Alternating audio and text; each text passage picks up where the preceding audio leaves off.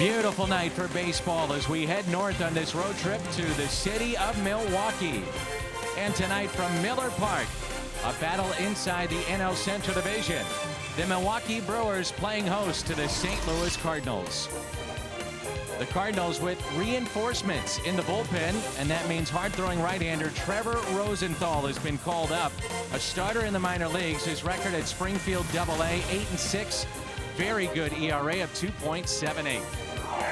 And welcome to baseball on Fox Sports Midwest with my partner tonight, Al Hrabosky. I'm Dan McLaughlin. Al, it's another young right-hander in the bullpen. Also a couple of young right-handers on the mound. And let's talk about St. Louis's starter. That's Lance Lynn. Well, Lance Lynn, we hope he's got things back on track. And if he can just muster up what he did is earlier in this season against Milwaukee, he only allowed 2 hits. Ryan Braun had 1, and the one run they scored was on a solo home run by Corey Hart. A lot of fastballs in that start. The All-Star Lance Lynn getting the call tonight. Bullpen issues for Milwaukee, also in their starting rotation. We'll talk about that when we come back. In this series against Milwaukee, the Cardinals will not see Zach Greinke. He's been pushed back. Yesterday, Yovani Gallardo made the start for Milwaukee, so it's Fiers, Wolf, and Thornburg. These 3 games against St. Louis. And what do we know about Michael Fiers? Well, he has a very good ERA. He's not a particularly hard thrower, but they say he gets a lot of swing and misses at the top of the strike zone. He was last year's minor league player of the year. So it's Fiers and Lance Lynn, young right-handers squaring off here in Milwaukee. The Brats are on the grill, tailgating outside of Miller Park. And tonight, it's game 1 of a 3-game set. The Cards and the Brewers. Showdown in the Central. It comes your way next. Cardinals baseball is brought to you by Budweiser. Great times are waiting. Grab some buds. By your Mid-America Chevy dealers, the #1 selling brand in St. Louis. Find us at stlchevy.com. By Dobbs Tire and Auto Centers, #1 for quality tires and expert auto service. And by Steak and Shake, just no equal. Lots of red in the seats tonight. Miller Park in Milwaukee. A battle inside the Central Division. The Cardinals check in with a record of 46-43. This lineup is brought to you by Southwest Airlines. Rafael Furcal will lead it off. Center fielder tonight is Skip Schumacher. Matt Holliday has been red hot. Then Alan Craig, Yadier Molina, David Freese. Matt Carpenter gets a start. He'll be in right. It's Daniel Descalso at second base, and the pitcher Lance Lynn is batting 9th. Enterprise Bank and Trust. Our starter is Michael Fiers in his last 5 starts. Al, you're looking at one of the better pitchers in their rotation. No doubt about it. When you're 2-1 with an ERA under 1, you're doing something right. A lot of strikeouts. He's 27 years of age. He was their minor league pitcher of the year a year ago. And they'll say he'll throw a lot of fastballs up in the strike zone. Only 91 miles an hour, but a lot of swing and misses. The strike to Rafael Furcal, and we're underway here in Milwaukee. A 2-city road trip and a rough way to start the second half for St. Louis, being swept over the weekend in Cincinnati. No easy way, Dan, when you're swept, but a little consolation and frustration is the fact that they could have won all 3, probably should have won all 3. Mike Matheny got good starts from all 3 of his pitchers in those games. The 1-1 pitch. Laced into center field, and a catch in center by Gomez.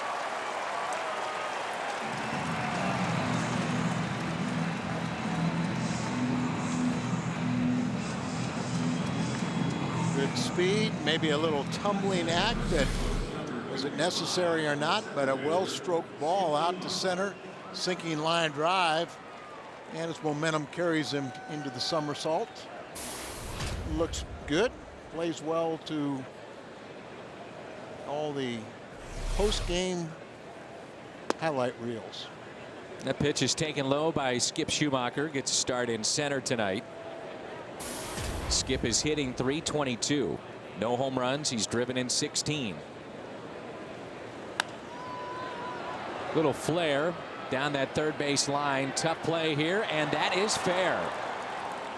What a play, though, by the shortstop, Cody Ransom, to hold Schumacher to a single.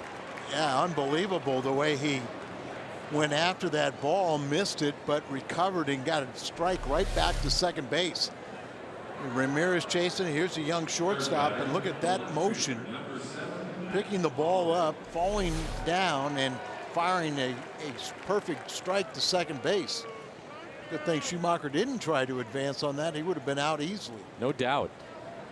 Brings in Matt Holliday, hitting .315. 14 home runs, 57 RBIs. And he was crushing the ball. Actually hit one completely out of the stadium during batting practice. They have the paneling in left and right center that is open, and the roof is open tonight. 95 degrees even here in Milwaukee. You got that reversed, don't you? 58. I wish. It feels cool in here, though. It's not bad compared to some of the scorching hot temperatures that we had in Cincinnati, and also obviously back home in St. Louis. And Holliday trying to make it 15 straight with a base hit. Yeah, Holliday is scorching as he has a season high and team high 14-game hitting streak on the line.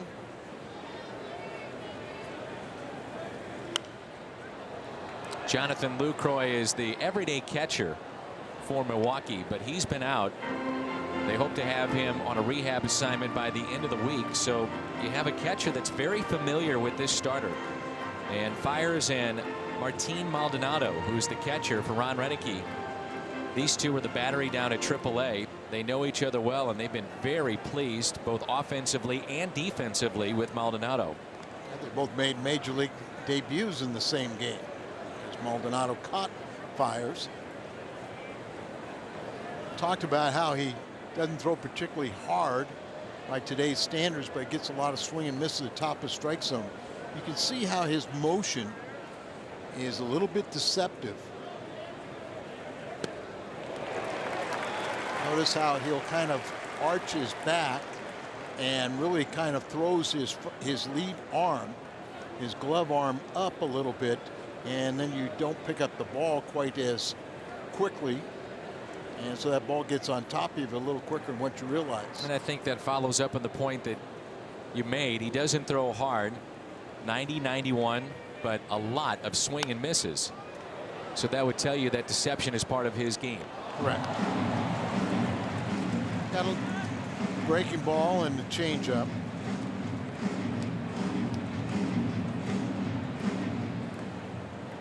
Cardinals were talking about before the game, they picked up a flaw with Matt Holliday. As you get a look at the numbers for Roenicke, he is a little bit more upright. Holliday is, and it coincided when he started this tear back in the middle of June. Standing more upright, and John Mabry and Mark McGuire actually picked it up on video. He was hunched over. And I think another thing too is he got his hands out away from his body, and now he's drawing the hands a little closer to the chest, and it's quicker to the ball.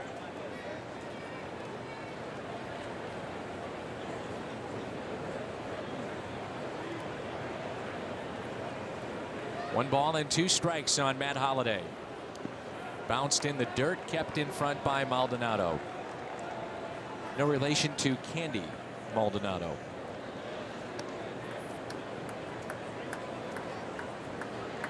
But Maldonado's been on a little offensive tail. He had 3 hits yesterday and 4 hits the day before. One of the things we need to look for, Dan, is Maldonado kind of likes to drop down bunts.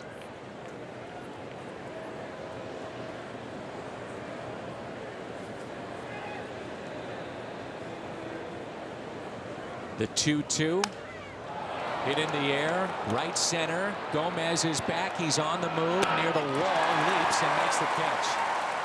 Did not need to leap. He does so, makes the catch, and back to first goes Schumacher.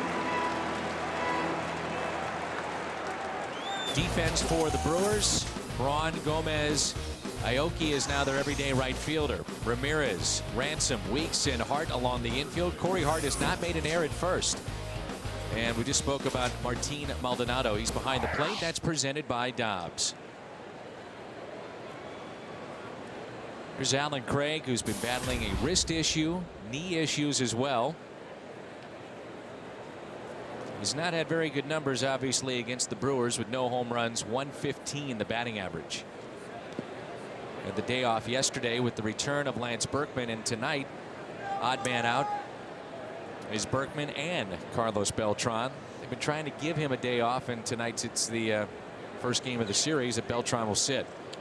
And Berkman, not probably for at least a couple days, will not be playing back-to-back starts.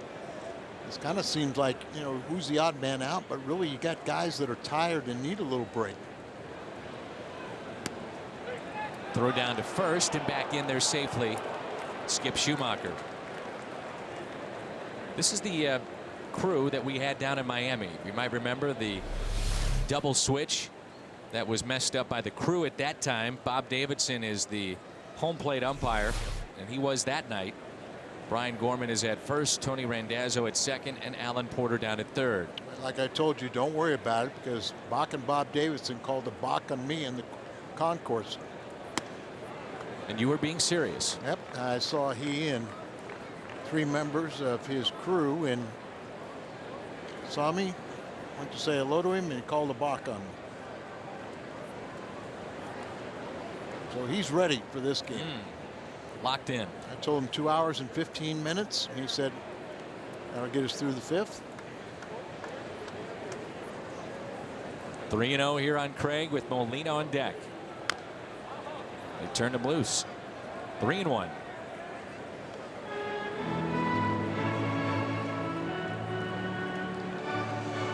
Turn him loose, Al, on 3-0, trying to get him jump started maybe. He's been a little bit of a tailspin the last 7 to 10 days. I find today is just, you know, rarely is anyone given a take sign on 3-0. You just ask somebody to be disciplined, look for a ball in a certain zone, even if it's a strike and it's not there, don't swing at it. But look for something to drive, and now they say it's a 2-2 count. There's confusion inside the Cardinals dugout. Then on the video board here, they had 3-1. And now Davidson says 2-2. And Craig was just having words with Bob Davidson to figure it out as well. Let's assume it's 2-2. Yeah.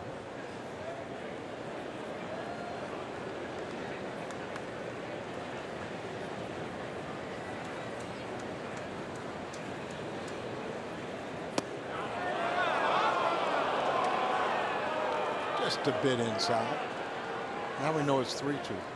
Fiers thought he had strikeout number 1 of the evening. Just a bit inside.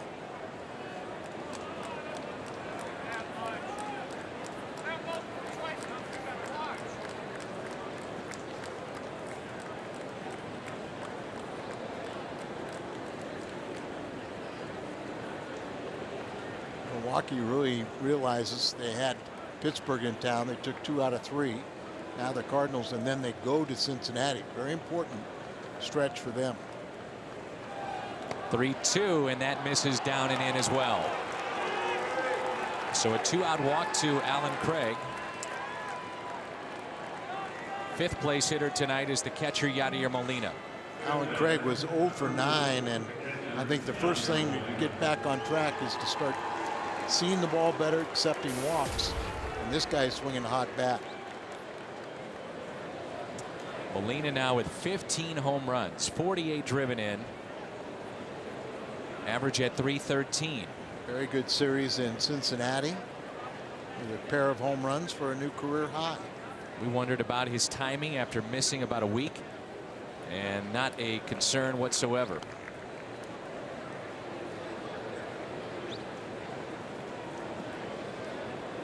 He was a triple away from the cycle last night. The Cardinals over the weekend 4 for 28 with runners in scoring position. Another issue of that series for St. Louis, along with their middle relief. There's a broken bat hit to short.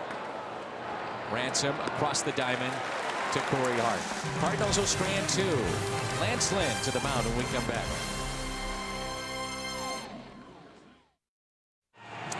Look at the Southwest Airlines starting lineup for the Brewers. Aoki, the right fielder, leads it off, followed by Gomez, and Braun leads their team in home runs.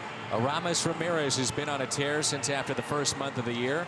Then Corey Hart, Weeks, Maldonado, Ransom, and the pitcher fires. That's brought to you by Southwest Airlines, Enterprise Bank and Trust starter, the All-Star Lance Lynn. Lance Lynn had a rough stretch for 3 starts, but his last time got back in the groove with 6 shutout innings against Colorado, picking up his 11th win. He's 6-2 on the road. He's got more than a strikeout per innings pitched. Gets a lot of run support, and we hope that trend continues. Look at the defense for St. Louis with Skip Schumacher in center, Carpenter in right. Infield looks the same with the exception of Daniel Descalso at second base, Molina behind the plate, and that's presented by Dobbs. The versatility, the expertise of Skip Schumacher, center field, second base. And now the way he's hitting, it's going to be tough to take him out of the lineup. There hasn't been anybody really taking that second base position and running with it offensively. And I think we find him out there in center field because John Jay looked like he's a little bit worn out. So you kind of give him a little bit of a breather. You put the very versatile veteran. And like you said, he's taking charge.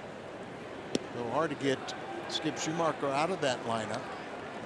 And Descalso, we know, is so good defensively. It's hard to keep him out also. Norichiki Aoki, 296 hitter, their leadoff man.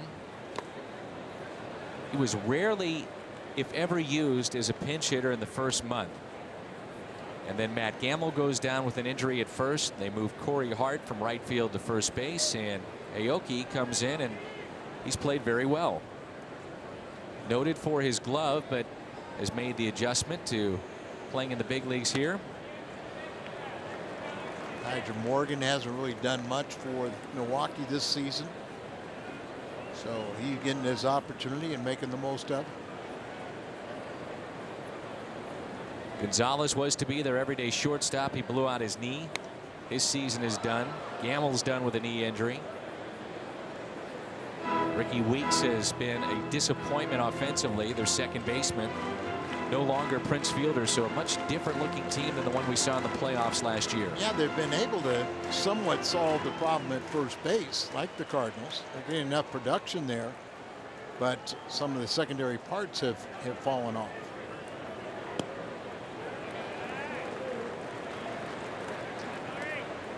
See if Lynn doesn't really attack the strike zone more with his fastball and take a little charge.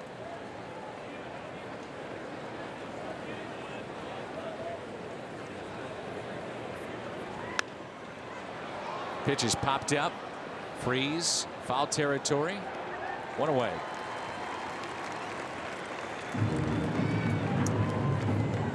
Opened up the season. The first 3-game trip to Milwaukee. And the season series is brought to you by Toyota, our keys to the game. And the Cardinals have won 4 of the 6, and the ERA has been the difference. Well, and that's much the same that it was in Cincinnati. But Mike Matheny saw his team lose 3 games they probably should have won. Milwaukee has had trouble with their bullpen all season long. They got 21 losses already by their bullpen.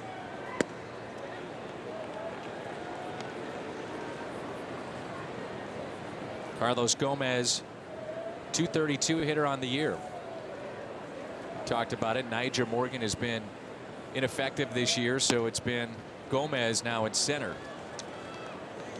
1 ball, 1 strike.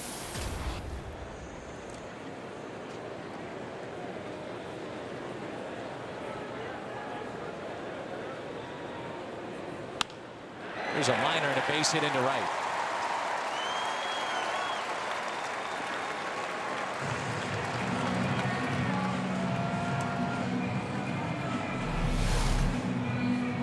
Set up away, a little bit over the middle of the plate. Lined into right field.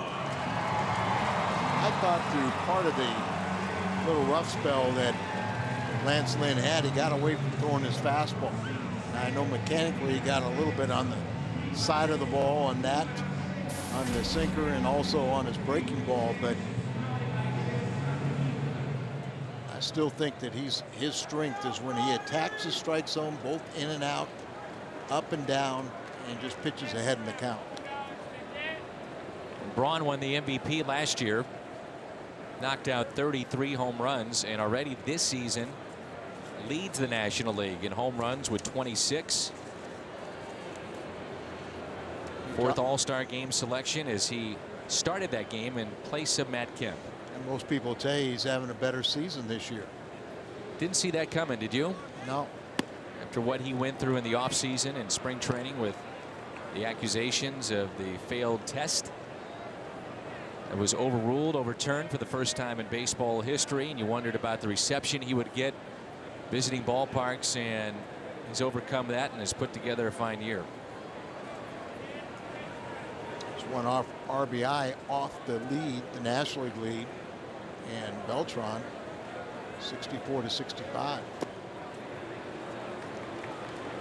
So Braun was the MVP last year, and we talked about it over the weekend in Cincinnati. You could look at Joey Votto as a potential MVP candidate. The Brewers saw Andrew McCutchen, and they said he put on an absolute show over the weekend.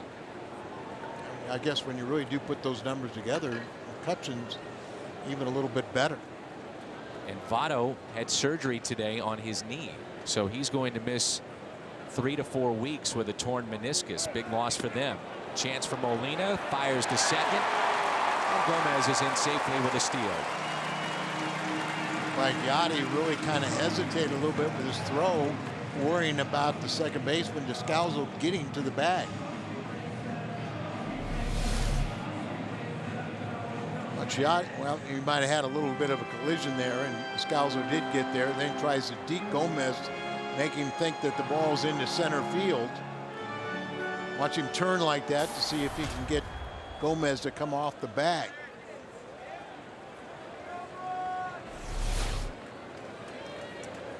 .12 steal for Gomez. Ryan Braun, by the way, leads their team in steals with 16. On the outside corner to strike out of Braun. First strikeout for Lance Lynn tonight. And this is when one is necessary. A little cutter, that perfect location down the way, freezing an outstanding hitter. Now, what about the fact, as you get a look at Aramis Ramirez, the former Cub, that when Lynn finishes his pitches, a lot of times you'll see his back nearly all the way turned towards home plate. He falls off the mound towards the first base side. Doesn't bother me at all. You know, it's nice to be in perfect fielding position, but if that's what helps you have maximum velocity to the plate, you know, it's just a byproduct. That's first and foremost. Bob Gibson was a guy that put himself in a very awkward position, but he also had 9 Gold Gloves and was a cat-like fielder. So first job is to get it to home plate the best you can. Lynn, an all-star this year, did not pitch in the game.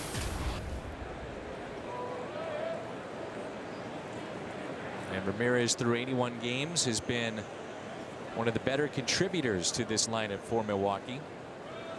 Terrible first month or so, but that's basically been his career. Pittsburgh, Chicago here. Bad first month, and turns it on. 316, 8 home runs, 43 RBIs, 34 RBIs in the last 43 games. So it's been a proven RBI machine, and no reason to think he wouldn't do the same here. 2 balls and 1 strike. Very important week for both these teams. Cardinals swept over the weekend. Milwaukee trying to get back in the race.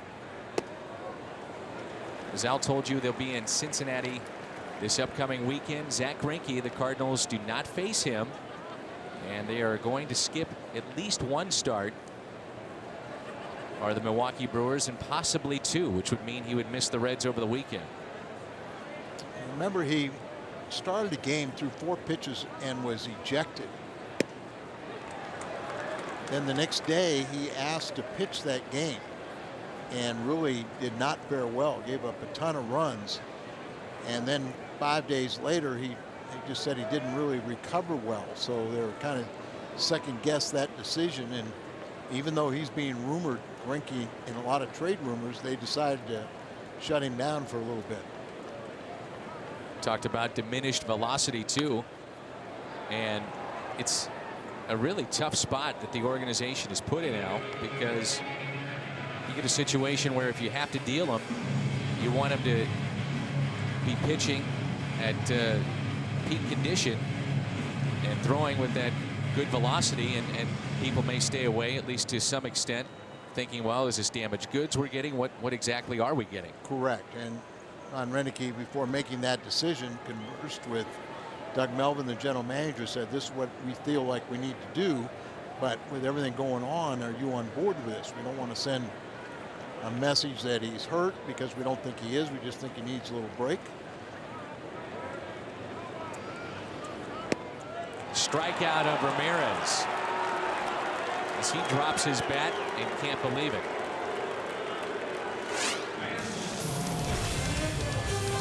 Bernie Brewer as we head to break.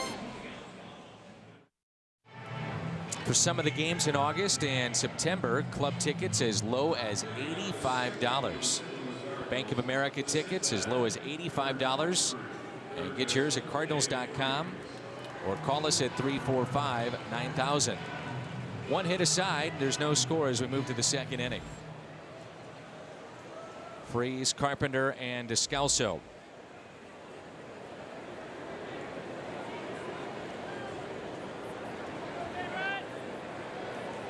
I don't know if you saw the return of longtime Milwaukee Brewer Ben Sheets pitching for the Atlanta Braves yesterday. 6 shutout innings. Amazing too. Of course, there was a little question in the local paper here, is guess when and what part of Sheets' body will be hurt next. I mean, he was terrific, but boy, he was hurt a ton. Yes, he was. Freese hits it into right. Aoki is over, out of play. How about this, Al? They went into the elbow and realized it was torn up more than they thought. They were going to transfer a ligament from his left arm. They found that that ligament wasn't right. They actually had to go into his leg to get the ligament for what he needed, the procedure. And 2 years ago, he said his entire goal was just to play catch with his boys. He's got 2 young boys. And here he was pitching back in the major leagues yesterday for Atlanta and pitching well. And very effectively. I know he made a couple starts and they weren't very good. There you saw the swing and miss that we were talking about. David's on a little funk. Target up high, and this time he gets on top of it. And that's a base hit into center. So a good swing by David Freese. And that ended 0 for 4, 2 for 10 road trip. So he's trying to go up in the zone, and it wasn't quite high enough. He got on top of it, hit it hard, and the young shortstop comes up a little empty. And so I say he's outstanding defensively. And we talk, Al, about trying to keep guys sharp. And where are the at-bats going to come from? Well, here's one guy that really needs to stay sharp, to be a bench player, and that's Carpenter, and he lines it into right field. It's well hit, backing up on the track, Aoki to make the catch. You're right, Dan, and Carpenter was the only Cardinal that had had any experience against fires. Told Mark McGuire he had seen him in the minor leagues. Mark also said he didn't tell me how he did, but it looked like he did pretty well as he jumped on that one. Line drive, but right at the right fielder.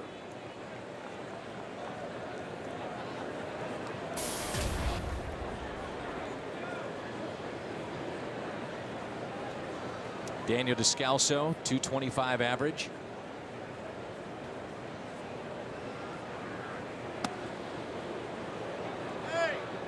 Takes a pitch inside. Lance Lynn on deck. Just joined us. We're in Milwaukee, game 1 of a 3-game series between the Brewers and the Cardinals on Fox Sports Midwest, and all 3 games right here on your home of the Cards.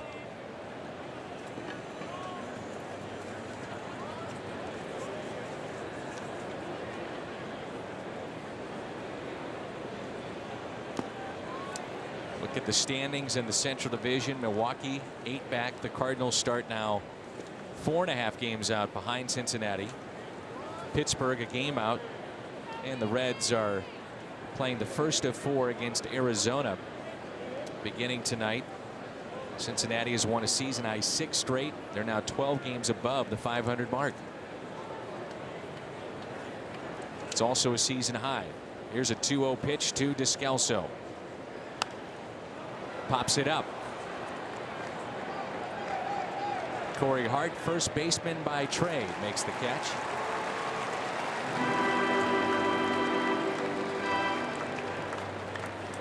Two outs, and it brings in Lance Lynn. Pitch up at the top of the strike zone. You either swing through that or you pop it up.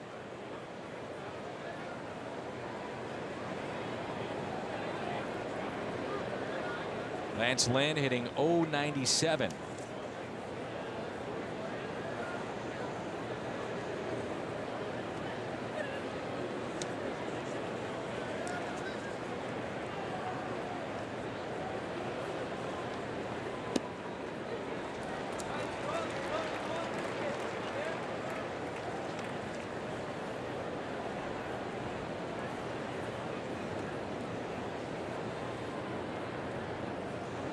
Two outs and an 0-1 pitch to Lance Lynn.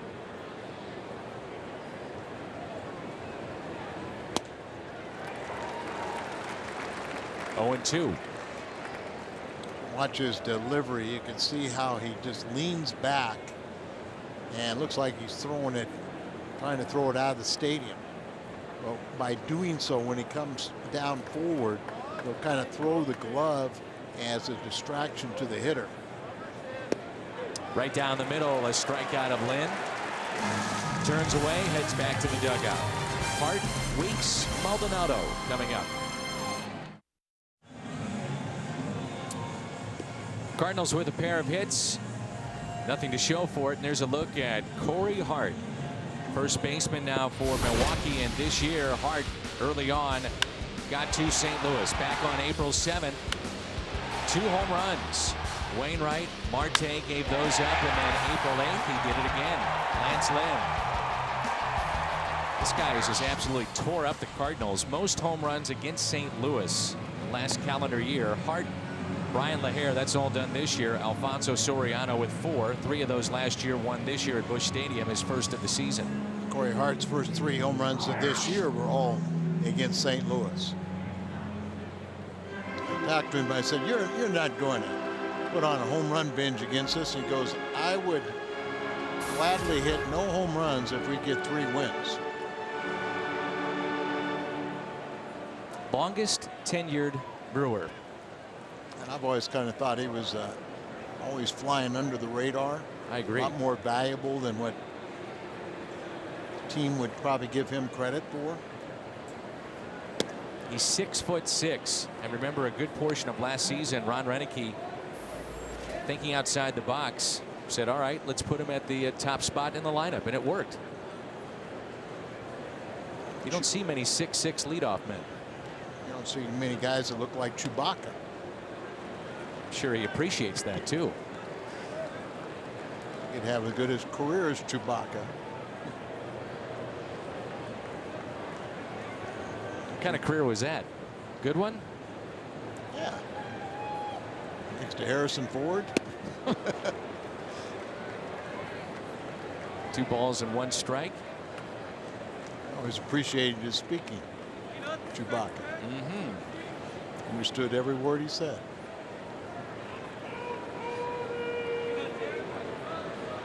2-1 to Hart. Blew it right by him.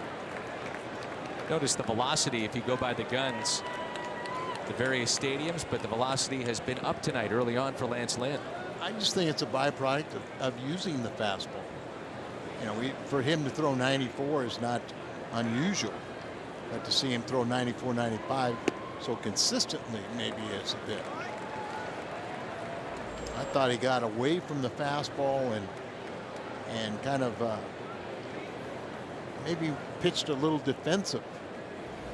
But attacked the strike zone with that fastball. Hart reaches for it. Furcal makes the play. Oh, nice pick by Craig on the backhand. First bank, first take. Last 12 games, and Milwaukee thinking, all right, are we getting back in the race? What do we do with Zach Greinke? Buyers, sellers, what do we do? We're 8-4 in the last 12 games. It's our first bank, first take. We'll sinker here from Furcal. Nice play.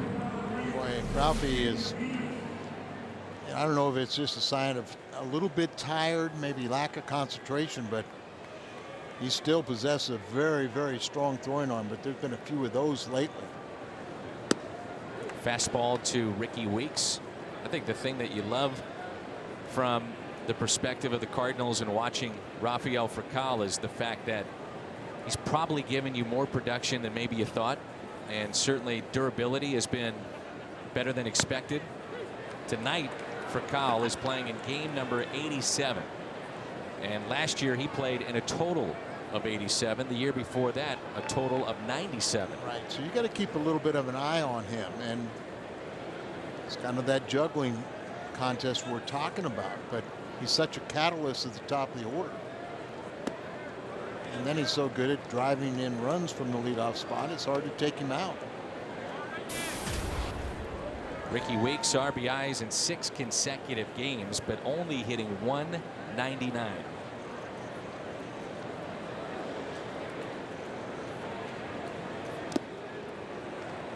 He's a dangerous hitter, but you say one of the main reasons why they're not higher in the standings is because of the play of Ricky Weeks and others. And really, I guess the biggest culprit would be their bullpen. Their starting pitching has been pretty good. 2-2. Weeks with a rope into center field. It's more indicative of the player that we see. He's always a better offensive player than defensive. Fox Sports Midwest is joining up with The Mission Continues on a veteran-led service project that'll be in Belleville on August 18th. Expected to be the largest project yet for the Summer Service Slam campaign, and we need your help. Reserve your spot online at missioncontinues.org. Martin Maldonado. You've had a lot of fun with those, haven't you? Really have. Met some wonderful people and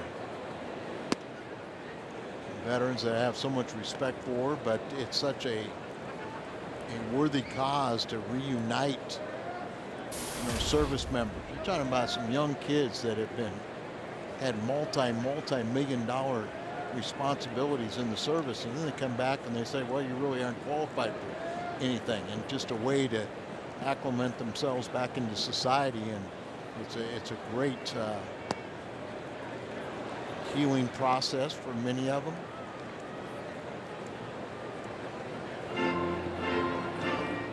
Similar to what we see from Furcal, protecting the hand when sliding.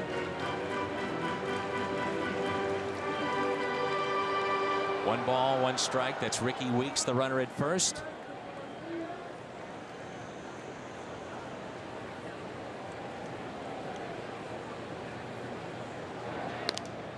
Now, one way you don't have to,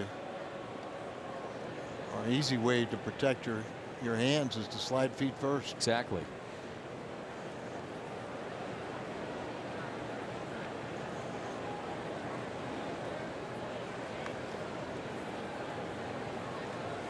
Maldonado has grounded into 3 double plays. And Lynn would love to see that here. Big Cardinal fan. He was on our flight from St. Louis to Milwaukee today. Dan Lockmiller and Joe Lockmiller. Bunch of Cardinal fans. Yeah, we always see Dan and Joe throughout the summer. Big Cardinal fans, retired, and now they say their job is to cheer on the Cardinals. We see them on the visiting ballparks. 1-2 pitch, blew it right by him, strikeout. Number 3 for Lance Lynn.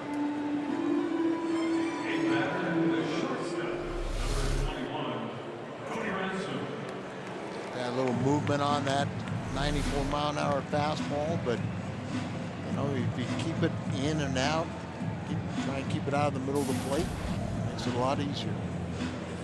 Well, this time last year, the Milwaukee Brewers seemed like winning every single game at home. They had the best home record in Major League Baseball, on their way to the division championship, and then eventually losing in 6 games to the Cardinals. This place was packed night in and night out. Yeah. And I think we all thought that it was going to be basically a 3-team race between Cincinnati, Milwaukee, and the Cardinals. Pittsburgh trying to make believers out of everyone. On paper, Cincinnati and Pittsburgh with the 2 easiest schedules left inside the Central Division. Dan, sometimes that works against you. Sometimes it's easier to play when you're playing an opponent that has something to lose. Play against, you know, it's way too early, but you talk about those in the thick of a pennant race. Sometimes playing lesser teams, they have that who cares attitude. We're going to knock you off, be spoilers. They're the ones that are tough to beat. And then you look over at the American League and the standings today. Now there are 11 teams at 500 or above. 11 in the American League. And with the added wild card, you think about how that affects the trade deadline with so many teams believing they have a chance and going for it. And you can really irritate your fan base by becoming a seller, saying we don't believe where we are in the standings. See the pine tar on the bat, and Bryce Harper got into it with Ozzie Guillen, if you missed it yesterday, over pine tar on his bat. That's pulled foul. Guillen was complaining to the home plate umpire about the pine tar and believing it was too much on the bat. So then the next time that Harper came up, he pointed with his bat over to the dugout as he got in the box, pointing over at Ozzie Guillen. Well, Ozzie Guillen, that set him off. He came flying out of the dugout screaming profanity-laced comments Ozzie? towards, and I know you find it shocking. I do. Towards Bryce Harper. But all is good, apparently. Davey Johnson talked to Ozzie today, and they said, how long was that conversation? He said about 10 seconds. So it was Ozzie being Ozzie. Strikeout for Lance Lynn, back-to-back, and 4 in this game thus far.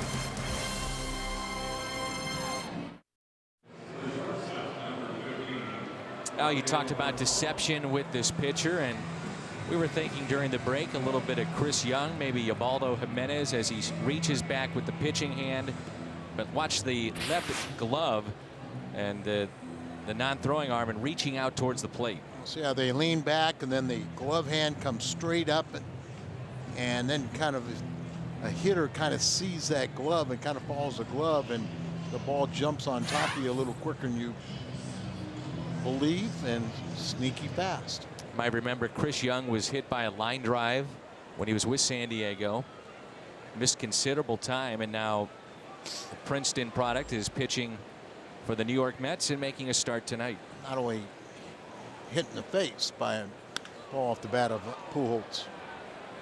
There's a fly ball into right off the bat of Rafael Furcal. And he's 0 for 2 with a line out and a fly out. Jim Hayes is with us, and Jim, some news today with the club. First and foremost, Michael Clado sent back down to AAA, and Trevor Rosenthal is called up from AA, where he was a starter but really made a great impression on the club this spring. Yeah, during spring training, folks will remember the name because he pitched so well. 7 innings pitched for Trevor, just 1 earned run allowed. They like his makeup. He can throw awful hard, Al, and they figure, according to Mike Matheny and John Mozeliak, he can help the bullpen. They'd like him in the 6th inning, 7th inning, but they'll try to at first ease him into it wherever he fits in. But a guy they think can help the bullpen and get them past some of the issues they've had lately. Yeah, Trevor was number 2 in ERA in the Texas League at the time of his promotion. And you're right, he was a young man that all the pitchers were very impressed with him. Very respectful of the game, really kind of trying to learn. There's a young guy, 22 years of age, and all of a sudden A lot of people were impressed at how he lit up the radar gun, but learned to cutter from Carpenter and Derek Lilliquist in spring training. Skip puts it in play, and it's hit to short. So Rosenthal gets called up, and the 23-year-old Michael Clado, very frustrating to watch him. You know, the power arm, and at times you see some electrifying stuff, but Al, it's just inconsistent. Not enough, because, you know, 9 innings, Clado gave up 4 home runs, so his fastball was extremely straight. And yeah, it was high octane. It was, and you can't throw a breaking ball every pitch. A lot of people say you can't throw all fastballs. In the case of Clado, you can't throw all breaking balls. Well, they like Rosenthal's makeup, not just him as a pitcher, but you jump a guy from AA to the bigs. They have to understand what you're all about and whether he can handle being on the big stage, and they think he can do just that. He grew up in Lee's Summit outside Kansas City. Said he followed the Royals, wasn't necessarily a fan, but he liked watching Greinke. That's a guy that he tried to emulate a little bit, and also a fellow by the name of Roger Clemens. Liked him pretty well also. By the way, that's Jamie Pogue out there, the bullpen catcher, visiting with Rosenthal, as Holliday takes a big hack and fouls it away. And I didn't talk about this on Friday, but just because of looking at Jamie Pogue out there, I thought it was great that Jeff Murphy was back with the guys, you know, in the All-Star game. So I was happy to see Jeff, and you know, we wish Jeff Murphy nothing but the best. Hope he'll get back in baseball next year, but it was nice to see him at the All-Star game. Swing and a miss by Holliday. Fly to right first time up. It's not that big a deal to me to take a kid from AA if you're going to put him in the bullpen. And you can kind of monitor his innings. You can kind of, you know, put him in there, and when their intention is put some low pressure situations. But I think they all feel very quickly that he has that makeup that he could handle more difficult situations. Strikeout of Holliday. Also news with Brian Fuentes. Talk about that next. Cardinals baseball on Fox Sports Midwest is brought to you by the new wireless receiver from AT&T Uverse. Visit att.com/freeyourtv. Rethink possible. MyKiaSt.Louis.com. And get the All-American Jack Combo at Jack in the Box. It's a no-nonsense burger with fries and a drink for only $4.99 plus tax at participating restaurants.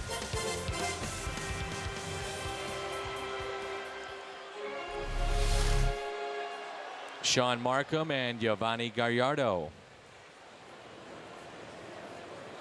Markham on the disabled list. I guess he's nearing a throwing program, and Gallardo 14 punch-outs yesterday.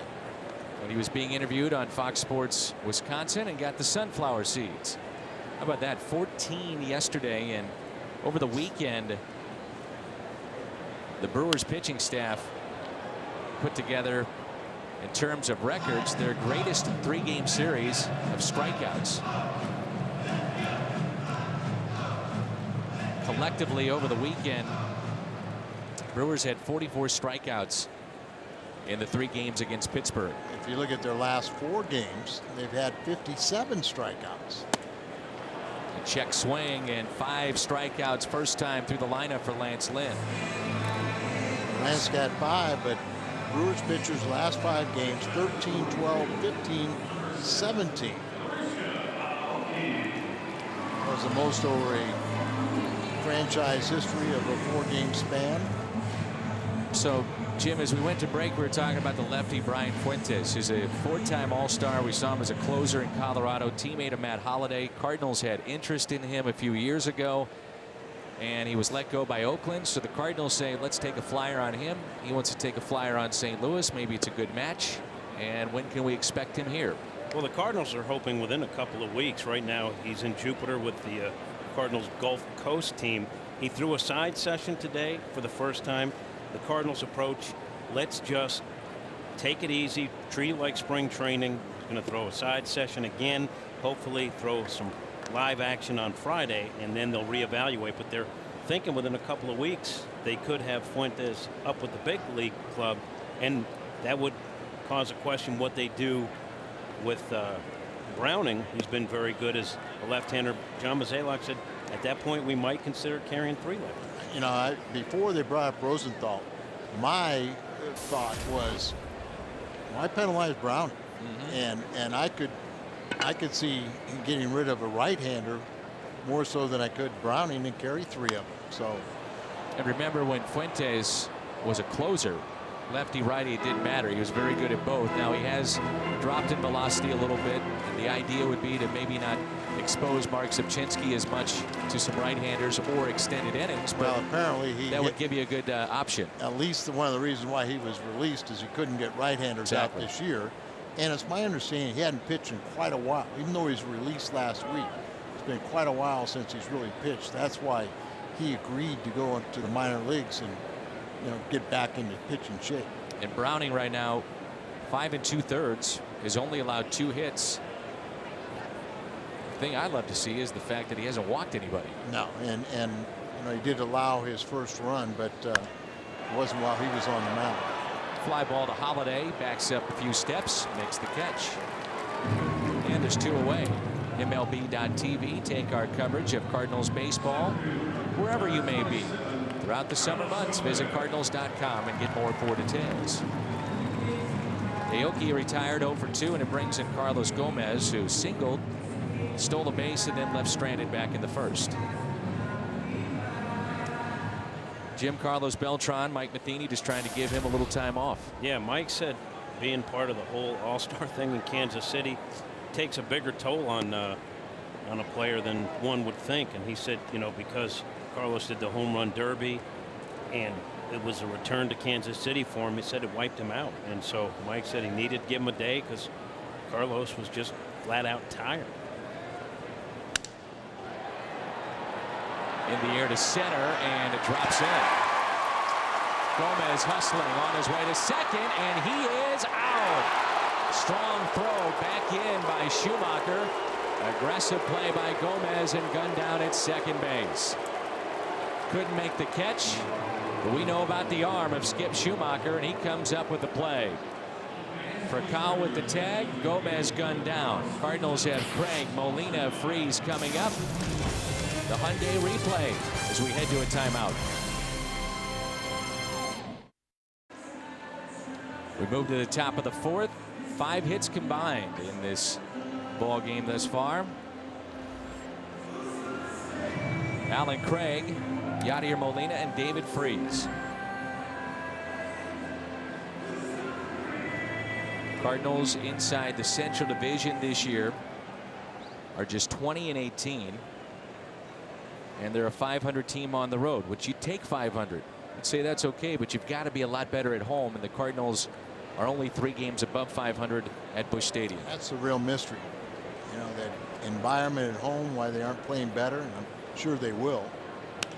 As Craig hits it foul. And you remember now they say they're 500 on the road, but they just dropped 3 tough road losses, so they were 3 games above 500. Cardinals games decided by 2 or fewer runs. 10 games below 500. That's a little deceptive because you're talking about all the losses by the bullpen, and you know, in some of those losses have been comebacks by the offense that just fall a little short. Here's a 1-1. Fought off. It's popped up right side. Hart is over. Sliding catch and a fine play by Corey Hart.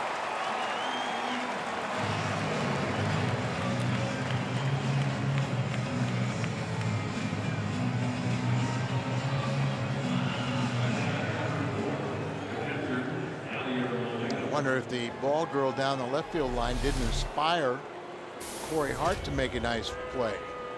Look at that alligator. Look at that form. Look The at alligator, form there. Al. Oh, yeah. And then Corey Hart coming right near the railing, slides to protect himself. You put that bare hand on top of the glove, Al. Yeah, not like I'm trying to think of his little diminutive first baseman the Cardinals had from Greg Jeffries, who they had called him alligator arms, short arms. He couldn't reach out and get a ball. But, That's what I call our director when we're out to dinner. oh, you mean when the check comes? Yeah. one and only Tom Mead.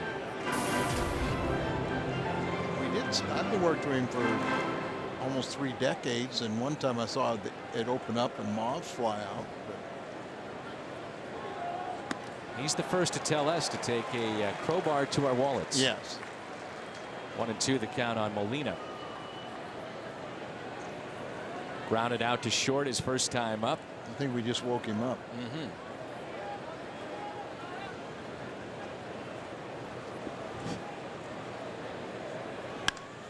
There's a drive into right center field, and that ball will get down. Extra bases coming up for Yadier Molina. He's digging for 2.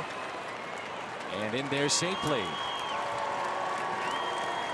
It's another extra base hit for Yadier Molina. 18 doubles on the year. That's second on the club behind Matt Holliday, who has 22. This will be our Nissan drive of the game, and now we've seen this time and again where Yadi is using all fields. And he's 4-game hitting streak right now. On this road trip, he's 7 for 14. And we talk so much about his defense, but now you can just add all-around play because he's really emerged as a very good offensive player. Here's David Freese talking with Scott Cooper the other day, and Scott St. Louisan played third base out of Pattonville. Now you have David Freese from Lafayette. And Scott was talking about just how well David has handled all the pressure of not only being in his hometown, but now considered truly one of the great postseason heroes ever in St. Louis. Seeing a lot more curveballs this time through the order. And if you're wondering, Scott Cooper is still in St. Louis, living there, married, 2 little boys, and coaching the St. Louis Gamers. They'll have their annual tryouts coming up on August 1st, and just go to their website, stlgamers.net, and it's he and Matt Whiteside and a couple of other major leaguers that do instruction. How old are those kids? They take them all the way up to college, and the majority of the kids that they have do get college scholarships or drafted. Great. stlgamers.net. And here's what I like, unsolicited. A friend of mine has a young boy playing for Scott Cooper, and young boy did not make a couple of grades he was supposed to. And the Gamer said, it doesn't work here. Get your grades, then you play baseball. They check on all aspects of the kids. Here's a 3-1 pitch. Just a quick comment to kids, future athletes who play sports, to get that college scholarship. It's not to be a professional. Get this education, and then if you get that opportunity, by all means go out for it. But bounced in the dirt, chance for Carpenter.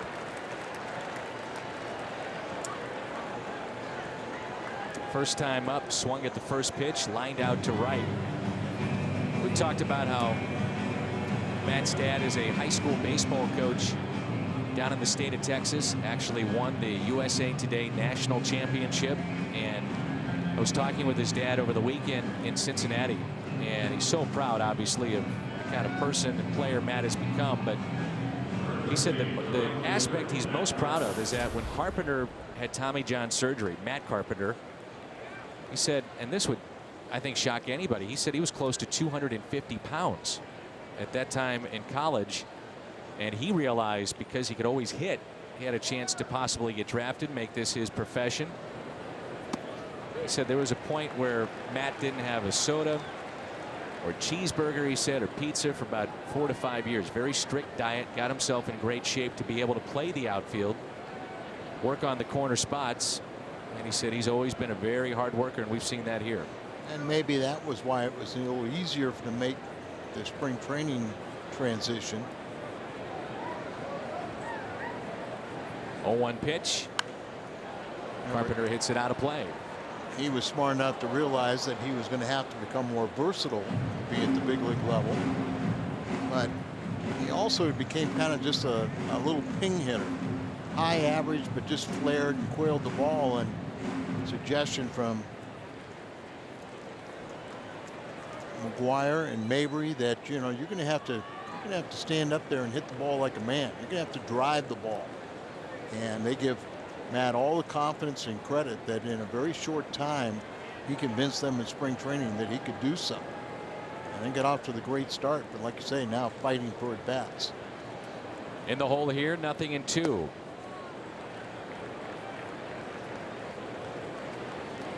And this is something that he has done an awful lot of. When he falls behind in a count, still works it. He's got a very good batting eye, and that's been a positive of Matt Carpenter's resume throughout the minor leagues and now here in the big leagues. And the other aspect that they like is that he's really been good against left-handed pitching.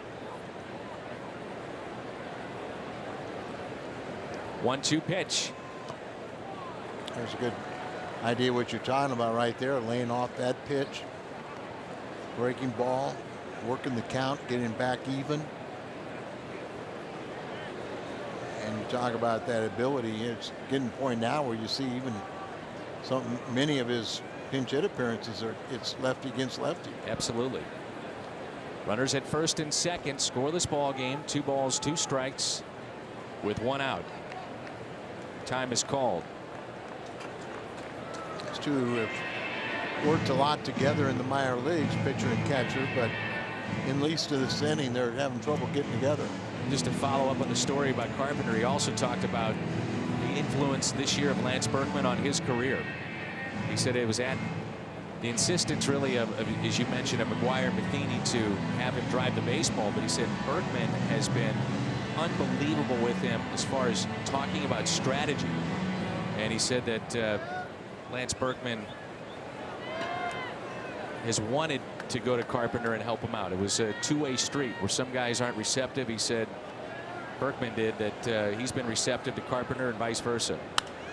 And Matt hits a high fly ball out to center field. Molina will tag up from second. Gomez makes the catch. Throw comes into second wisely. It's low. Scoots away, and Molina advances to third. So Matt Carpenter is 0 for 2. And the decal set, the Summer Series AT&T decal set, is set to go Friday night against Chicago. That'll be fun. Decals and the Cubs in town. Weekend series in St. Louis against Chicago. Nothing gets much better than that. And you have to think about what this team, the Chicago Cubs, what they're going to look like here in a couple of weeks. LaHare could be on the move. Alfonso Soriano being rumored to be traded to Tampa Bay. There's a strike to Descalso. They've really gotten a jump out of Anthony Rizzo. That's a young man that's going to make LaHare expendable, right? That's right. Runners at the corners with 2 down. Descalso popped out to the first baseman, first time up. 1 ball, 1 strike.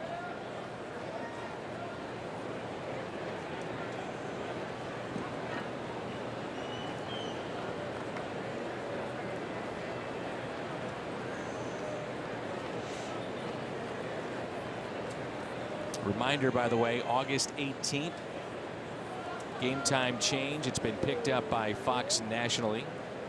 3:05 the start time, August 18th. Take a look if you have that ticket. 3:05. Picked up nationally. Descalso, a little flare down that left field line, and it's a foul ball. Ramirez gave chase. Foul ball and 2 strikes on Daniel. Lance Lynn is on deck.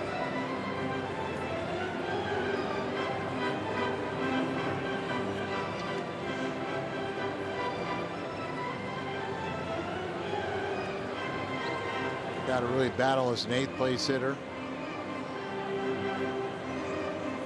They don't really want to walk you, but if they do, they don't mind it, so they're going to pitch around you a little bit.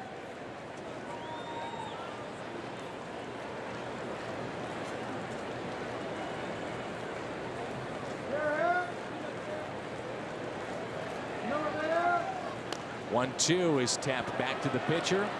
Steps and throws and makes the play. Reds fires and he makes the play. Part of the order coming up.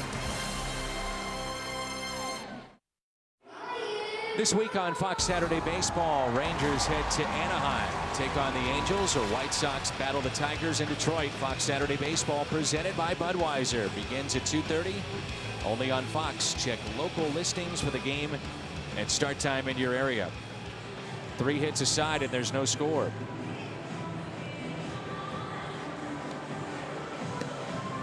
Speaking of Anaheim, new home for Albert Pujols. Prince Fielder also featured on Fox Saturday Baseball. And life after the big sluggers, with and without Pujols. Same could be said here for Prince Fielder. What stands out for you, Al? It's amazing, though, but both ball clubs, you know, in runs per game, they both have improved over last year when the Cardinals were #1 and Milwaukee were #5. So there is life without big sluggers.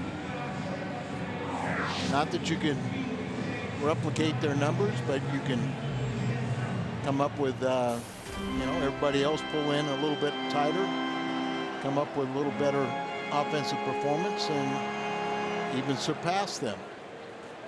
You know, sometimes you get the big sluggers, you know, the rest of the team say, oh, we can lay back and not do anything. You know, they'll get it done. And without them, you sit there as a team, you can collectively work a little harder. It's sharply to first. Alan Craig is there. Braun retired and he's 0 for 2 with a strikeout, now that ground out. And follow up your point, the emergence of Carlos Beltran certainly has eased the blow of losing Albert Pujols. No doubt about it. And you know, if you're going to get more production over the course of the year from Freese and Alan Craig, but Beltran is the big guy. A well-deserved rest. I think there's nobody would have thought he would be this productive or have played this many games. So you knew that if he was healthy, you were going to be very happy with his numbers. And boy, we've learned to really appreciate him as a person. I was really impressed with his defense over the weekend, in particular with the game last night. We've talked about it a lot. He doesn't overextend himself a lot, and it's not meant in a bad way. I mean, the club has told him, stay in the lineup. That means you're not going to get to a ball that's okay. We don't want you hurt. He's been dealing with bad knees last 2 to 3 seasons, so it's been a point of emphasis with Carlos Beltran. But Al, last night he made a couple of really fine plays. Yes, he did. You know, into the right field corner, and such an elegant player that he looked like he's going to come up short, but then he glides to it and gets there. Cardinals have quite a bench tonight with Berkman and Beltran on that bench. You talked about it, the bullpen for Milwaukee, and the bullpen on both sides has been a sore spot. Cardinals, the 8th and 9th has been okay.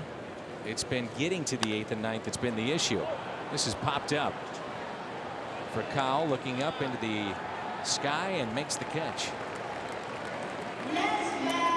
2 down, and it brings in Corey Hart. Well, so far so good for Lance Lynn, who has struck out 5, and he's only allowed 3 base hits. Hart grounded out to short first time up. He's 0 for 1. And you look at the starting pitchers for both clubs, you can't really complain much at all. You think about over the weekend with St. Louis in the series against the Reds. It's been a relief. Yeah, very easily. Could add 3 wins by the starters. Cardinals bullpen is 8-15 and a 4.50 ERA. Milwaukee, they are 14-21 with a 4.54 ERA.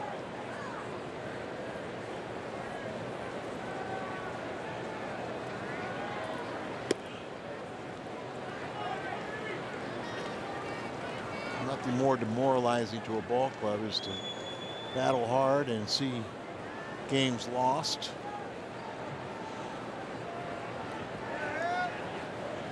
This year's been kind of a rough one on a lot of closers. Heath Bell comes to mind. Yep. Ashford, he was just lights out last season. Still striking out a bunch of people. He had 49 consecutive saves.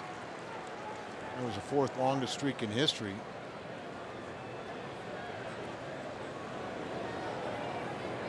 Two to Hart.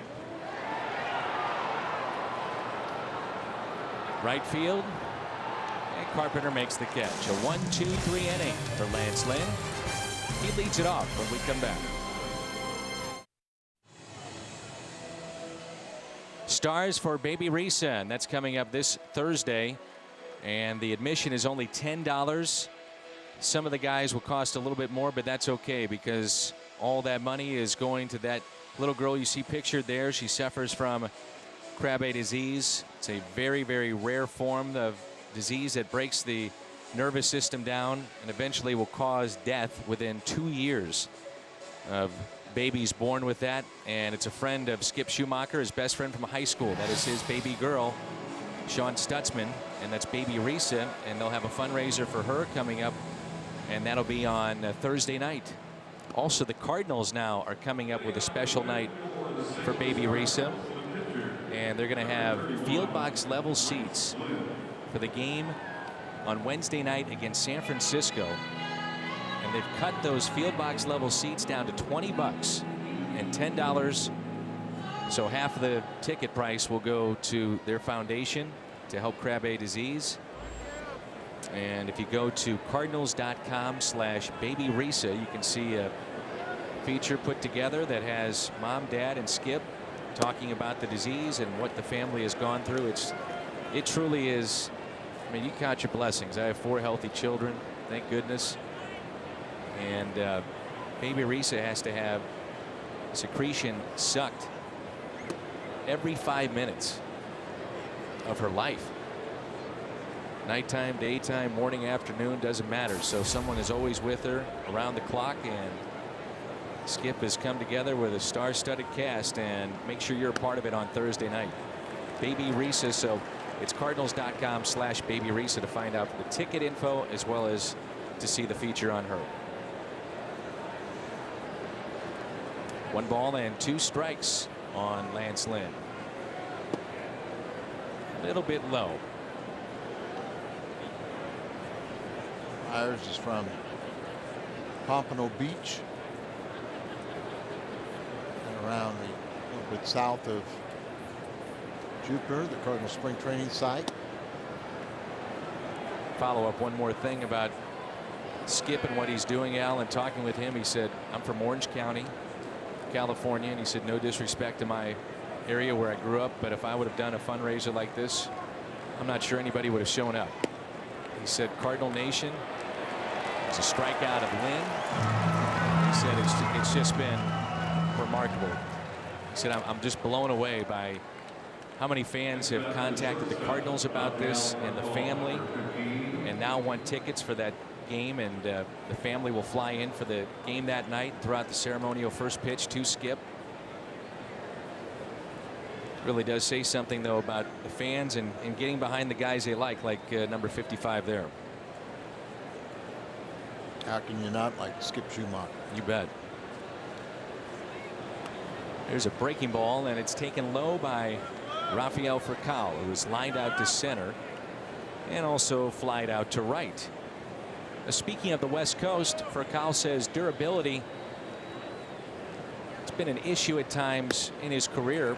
He said he didn't realize playing in Atlanta, and you did that, and he said also playing in Los Angeles, just the difference in travel as opposed to what he's doing now with St. Louis, and it really has helped his body. Yeah, it just cut a few hours off of a lot of travel. Most of your flights. You bet. It's like, Dan, when I played for Whitey Herzog with Kansas City, we would always leave the day of the game, and because you never had a flight more than 2.5 hours.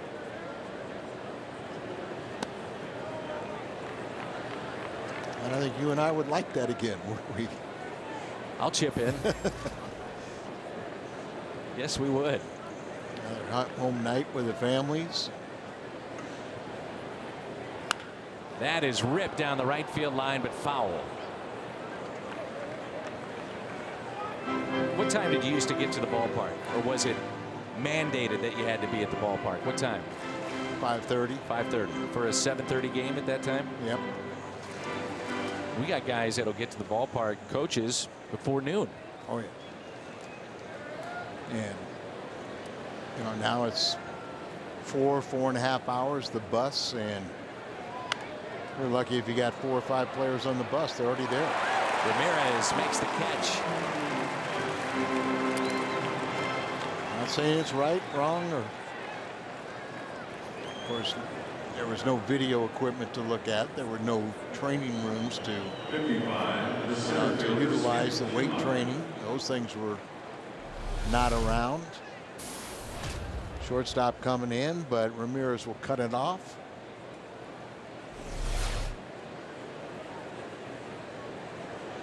Had no food in clubhouses. I mean, there was a lot of places that, you know, Red Shaney said, you know, hey, you got meal money. You don't need to eat in the clubhouse. Go out in Chicago. Go out in New York. Where I think some guys eat every meal in the clubhouse today. Then Red would say, guys like Al Hrabosky, come back home at night. Get a good night's rest. Exactly. That was the purpose of leaving the day of the game, too.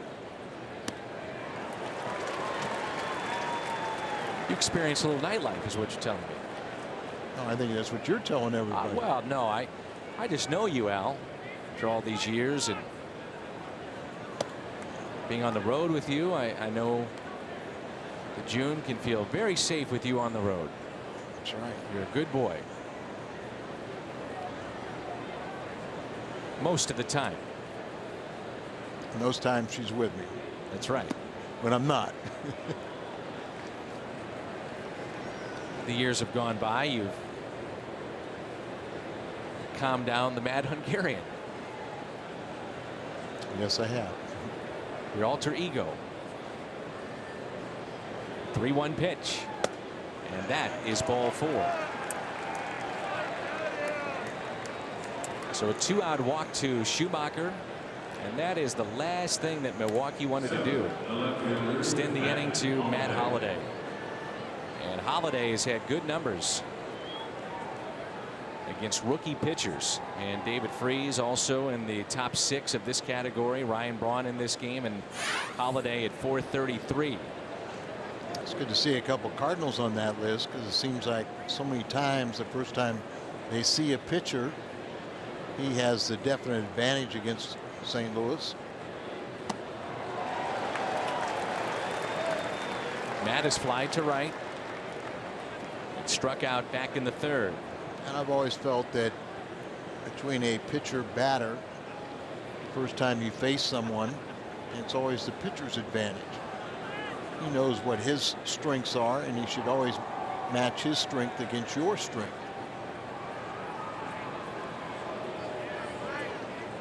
And elevating the ball on Holliday, they want to do it again. And this is popped up. Out of play. That'll find the seats about 10 rows deep. And then that's usually what happens. When you elevate the ball, you either swing through it or you pop it up. You see it so well because it's close to your eyes, eye level, but it's hard to get on top of the ball. And a lot of hitters, you know, are more low ball hitters.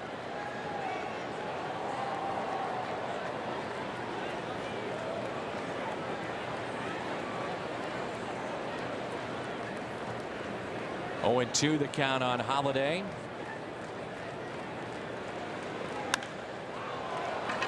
In the air to center field.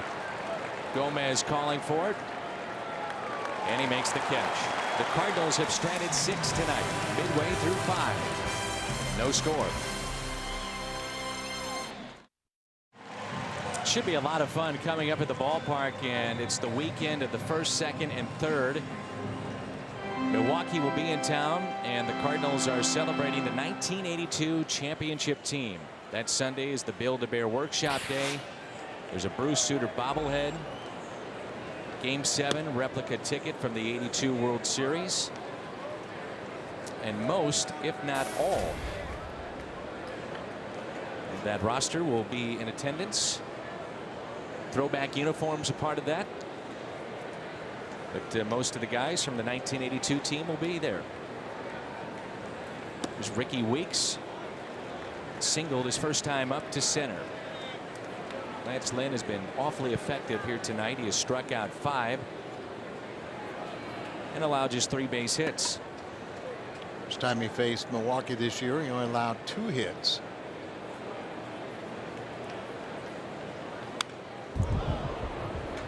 That's part about the 3 hits he's allowed. They've all been singles.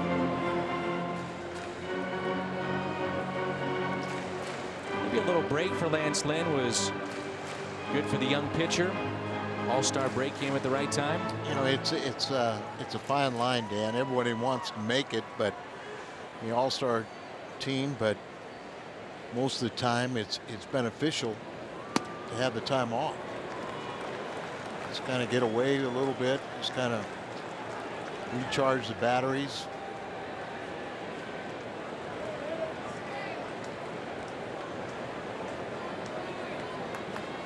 Probably wasn't quite as bad for the team because it was just in Kansas City, but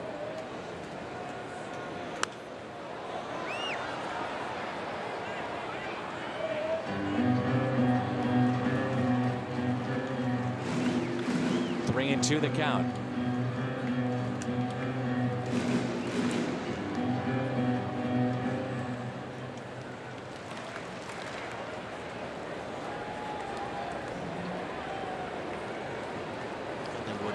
perfect timing for Lance Lynn because he was kind of down a little bit the way he was pitching.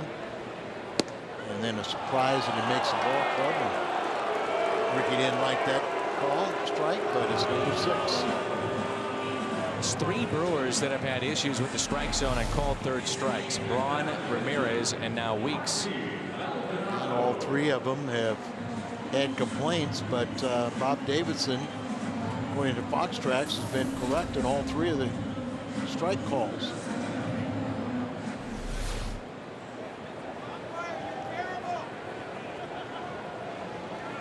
Martin Maldonado struck out swinging back in the 2nd inning.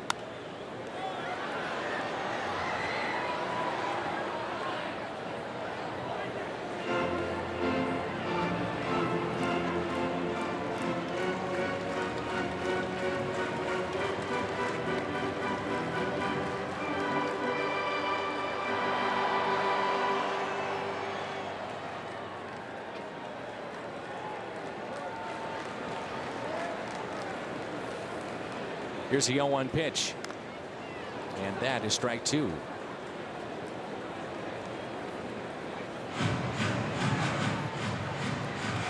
Very, very warm day here in Milwaukee, but it's turned into a very pleasant night. Expecting triple digits again tomorrow afternoon. That is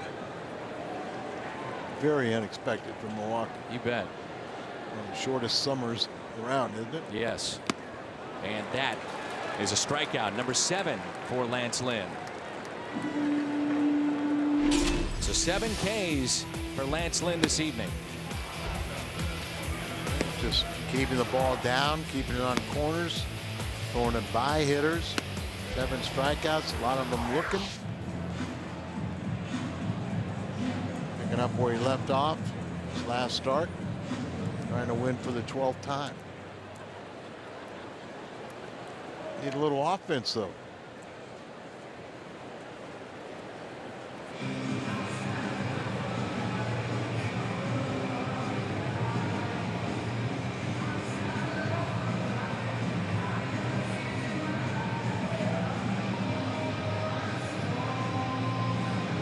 Molina checking on Lynn here, and then he was looking behind him. Joe Kelly and Randy Wolf tomorrow. Wolf 2-6. Kelly 1-1. And this is not good. Molina noticed something that apparently nobody else did, and it's enough to get Mike Matheny, Greg Hawk, the head trainer.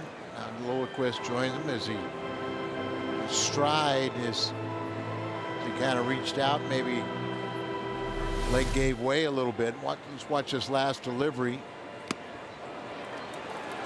I see him spin off there like you kind of think of a groin, but he's trying to say I'm able to stay in this game.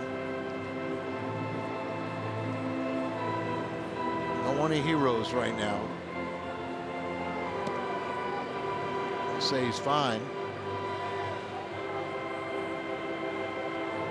Sometimes the leg, you know, kind of catch you a little bit, stretch out and awkward, and you'll feel something, but you get off the, take a little pressure off it, and it will kind of go away. But something to just keep an eye on.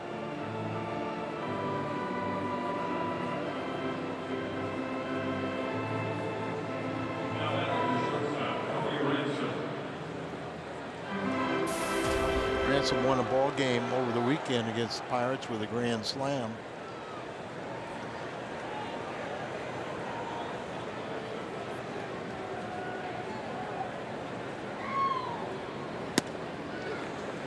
Strike on the outside corner. He was called out on strikes back in the second inning.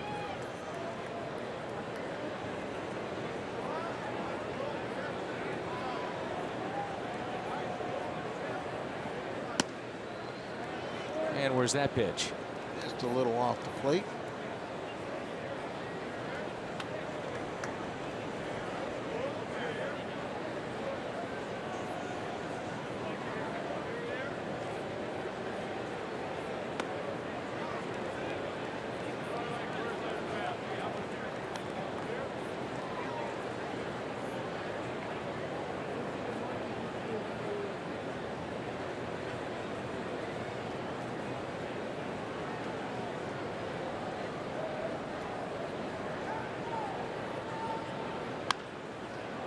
Ground ball and off the glove of David Freese. It's fair.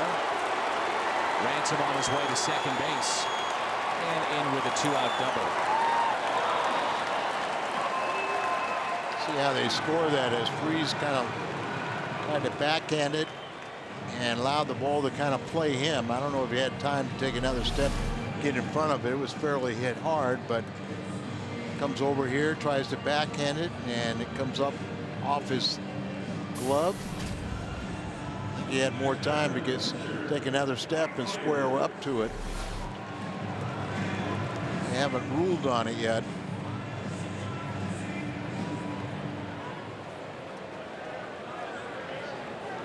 And now I think they call it a double.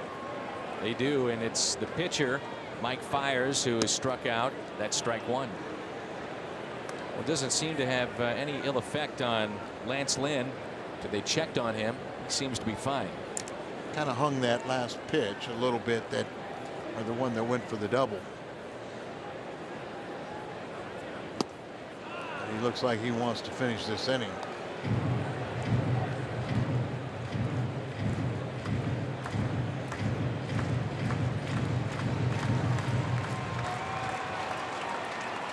Fiers is looking for his first base hit and not going to get it this at bat. Moral victory, he fouled it off. Fans applaud that.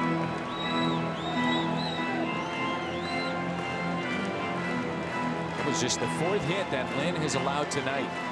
7 strikeouts, 4 hits, and he has not walked a man. 0-2 the count with 2 outs. Ground ball. Not an easy play here for Descalso, and he makes it. We head to the 6th. It's Alan Craig, Yadier Molina, and David Freese due up here in Milwaukee. The Cards and Brewers on Fox Sports Midwest. No score. Nice play by Descalso. Brewers have stranded 3.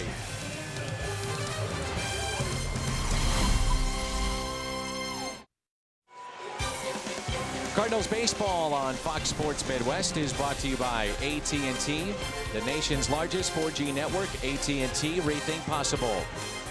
By Ford, the official vehicles of the Cardinals. And by the state of Missouri Tobacco Quit Line. Call 1-800-QUIT-NOW. Pleasant night. Welcome back inside Miller Park. Cardinal fans that are here, and many of them are right behind the Cardinals dugout. A few years ago, when Milwaukee was not very good and the Cardinals would have such lopsided games here, at the end of the game it would be almost a sea of red. Yeah. Brewers fans would bail out and the Cardinal fans would be cheering on their team. Need to get them a little excited about this one, don't we?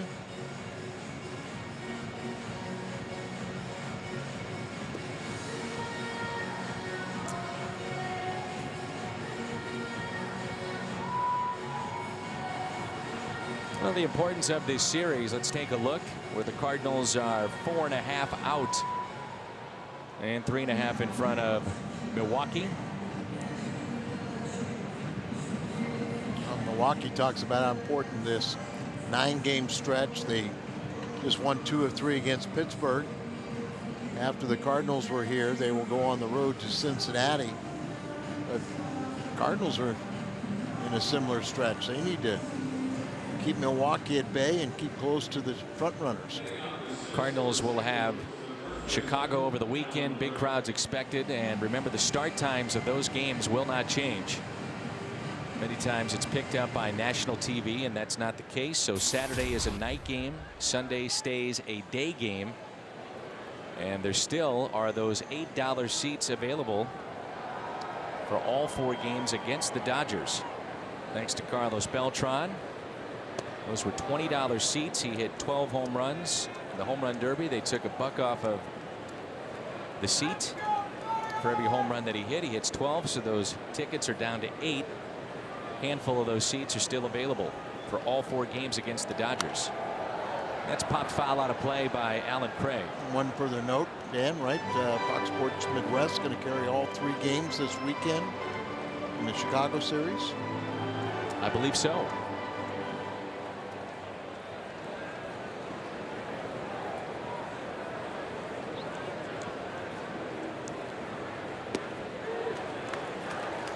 Breaking ball, and the count runs to 1-2.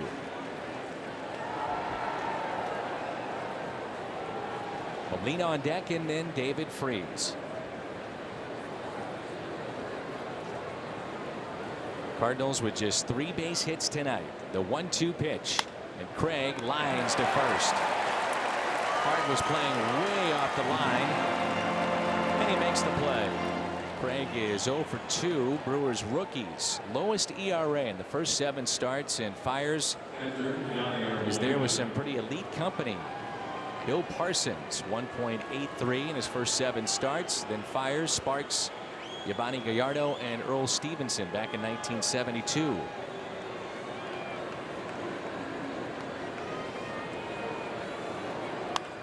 Molina a hanger, and he skies one into left field. Boy, he'd love to have that back, wouldn't he, Al? He took a vicious cut.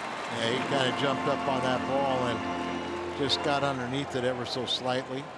You sound like a hitter talking there, Dan. Pitcher said, what are you talking about? It's an easy out. Can of corn.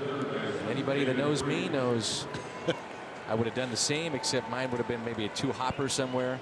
Slowly hit back to the pitcher. And you would have gone back saying, I just missed it. Just missed it. Just missed it. Here's David Freese, who does have a base hit. He's also walked. That was back in the 4th. The breaking ball, Al, do you see him? And he must be hiding it, but it looks to me like he cups the ball a little bit with that breaking ball.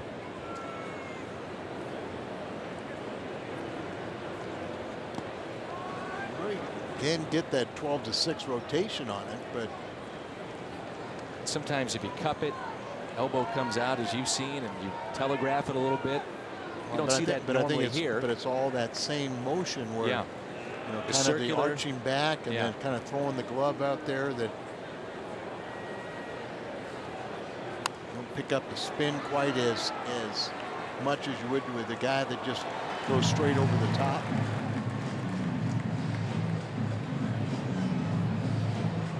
Spoken like a guy that used to throw a lot of fastballs. Well, or you know, I did a lot the same thing. I threw that glove out at you. Yes.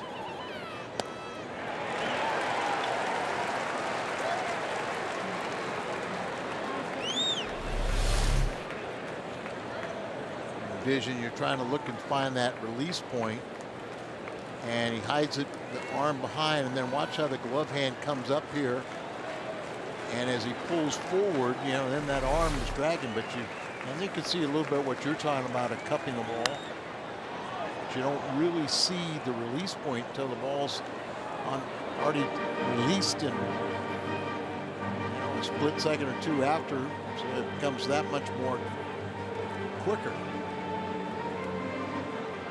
A lot of pitching coaches want to teach a real methodical, over-the-top motion, and the hitters just say, "Oh, that's great! I can see the release all the way."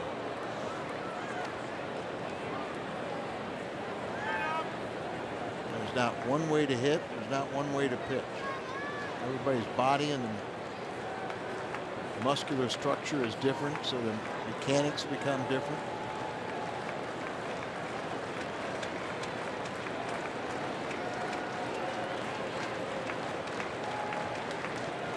3-2 to David Freese. And he walked him. Another 2-out walk. Good night for David, a base hit, and now a pair of walks, so he's seeing the ball well. Cardinals have drawn 4 walks. They again have had opportunities in this game. They've stranded 6.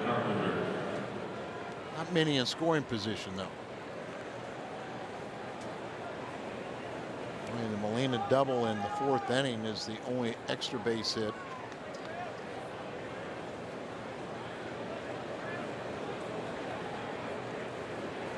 Carpenter is flied out to deep center, lined out to right.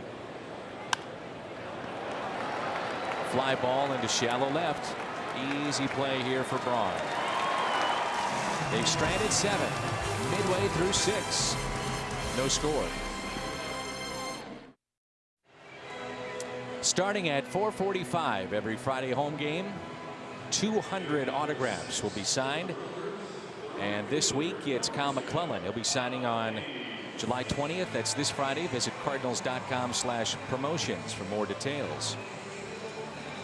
The sausage race here in Milwaukee. Al Hrabosky, Jim Hayes, Dan McLaughlin with you. The famous Randall Simon incident happened right at this ballpark, along with the tied All-Star game. What make you think to do that with Randall Simon? Take a bat to a running sausage. Aoki ground ball to Descalso. This would be nice to have Lynn put together a very quick inning here in the bottom of the 6th. Now that helps. And a quick swing and an out there. I mean this sincerely. You are always good with the fans. I see it now all the time. You're great with the fans. But I'm with you. Why would you take a bat to participant in the sausage race? End up being a young lady, you know, probably a college student or an intern with the Brewers, and he was very remorseful. Gomez, who is a threat to lay down a bunt with his speed. I noticed a couple innings ago they have a promotion here, vote for the high energy player of the year, and Carlos Gomez is really trying to win that award.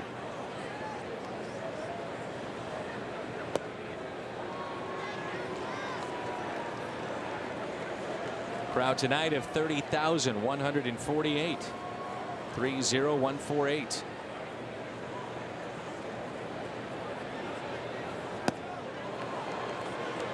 Again, that pitch in the mid-90s. He's big and strong, you know, he just rears back. He's got good command.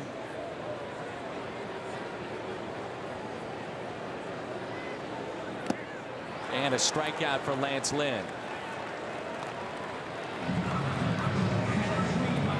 8 tonight for Lynn.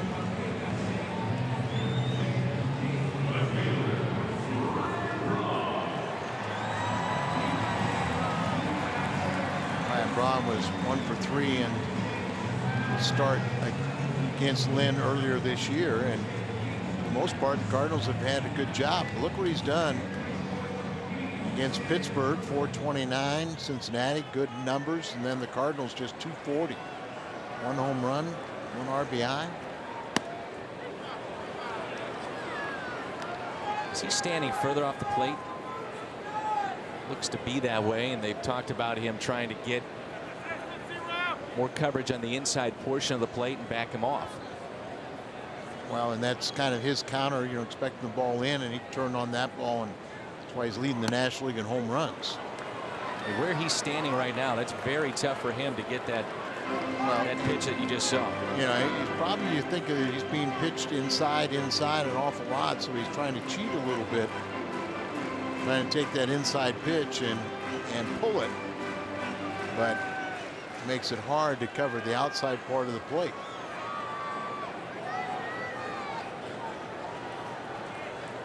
Good view from atop. 0-2 pitch. Ooh. Lane is set up well outside, but that ball tailed back inside, and does it catch the plate? Yes, it does. But for the most part, Bob Davidson has been very, very good with the strike zone tonight. 1-2 the count. Braun reaching for it and strikes out. That's 9 strikeouts for Lance Lynn. We head to the 7th. Descalso, Lynn, and Furcal due up. Fans, if you want to be in Chicago for the Cardinals game on the 28th of July, go to Fox Sports Midwest Girls Facebook page and enter the Windy City Weekend Sweepstakes.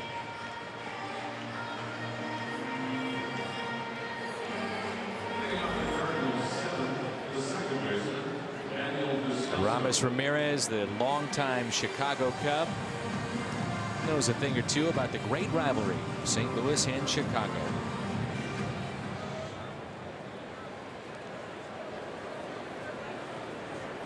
I would imagine he's a little happier being here in Milwaukee than in Chicago right now. Complete rebuilding and overhaul of the organization. Here's Descalso and a breaking ball that misses away. It's been a pitcher's duel here tonight. Fires, the rookie starter, pitching into the 7th for the Brewers, and he's allowed just 3 base hits. He's walked 4. Descalso pops it up left side and out of play. Cardinals tonight have stranded 7.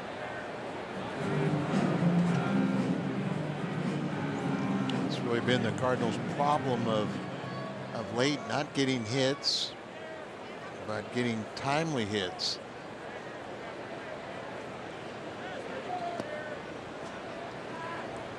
This evening they have more walks than they have hits. 4 walks, 3 base hits.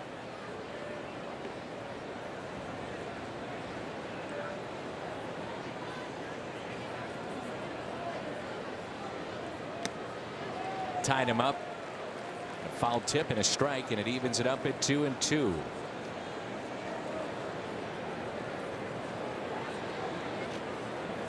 I saw fastballs first time through the order. A lot of curveballs second time. Going to see some change-ups.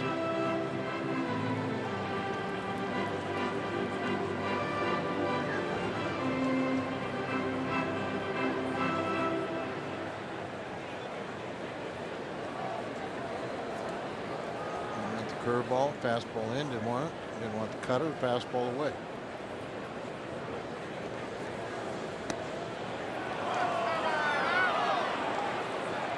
Full count. Set up at a different portion of the plate, had to reach for it, and maybe that's why he didn't get this call. Yeah, just down and in, but he set up away. And sometimes, you know, you can't fault the umpire when you miss your target. Out of play.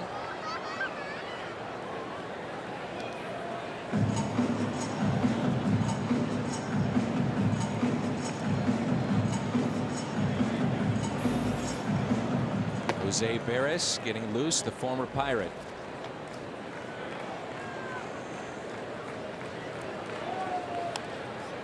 Chase ball 4, and it stays 3-2.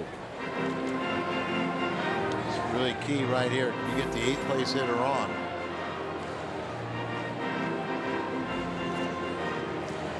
Lance Lynn can sacrifice him into scoring position. Fastball away. That's ripped into right, and it drops in for a base hit. Aoki thought about taking the chance and almost scooted on by. And a leadoff hit for Daniel Descalso. So Daniel does his job. Leadoff hit here in the 7th inning. Gets the fastball. It's up, but he gets a good level swing on it. The line drive out to right. Thought about it, like you said, but wisely chose to play it conservatively. They're anticipating the bunt. Pitch count relatively low and in check here for Lance Lynn as he spins away from ball 1. With runners on tonight, the Cardinals 0 for 9. See if the way this pitcher elevates the ball makes it that much tougher to get a bunt down. Well, this has been one of the better performances of Lance Lynn here in this 2012 season. That's saying something because he's been awfully good.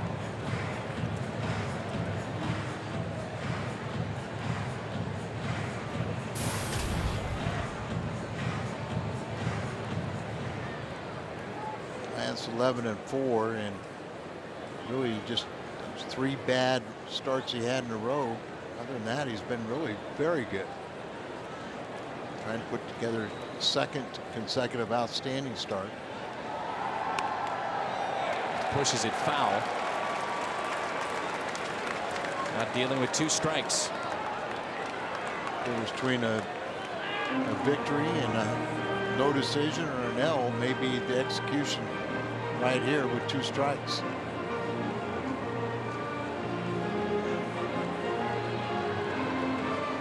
Dan, if I'm not mistaken, Lance is 3 for 33, and I think he had hits in his first 3 starts.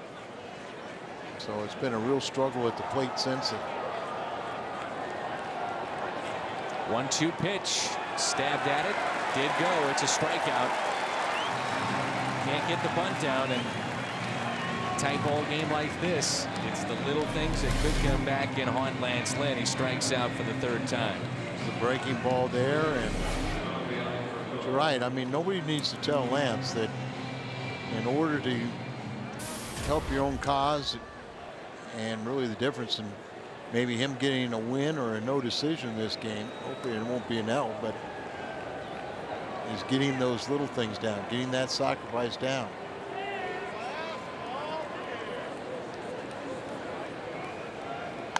For Kyle, off the glove of the pitcher. Would have been very tough to turn 2 on that. And it puts Descalso in scoring position. StubHub, if you'd like to be here in person next time the Cardinals take on the Brewers, or wherever we may be this summer. StubHub, the official fan-to-fan marketplace of the world champion St. Louis Cardinals. So for Kyle, hits it back to Fiers, and now it's Skip Schumaker, who probably wouldn't know it, but look at those numbers. Runners in scoring position, he has been one of the best.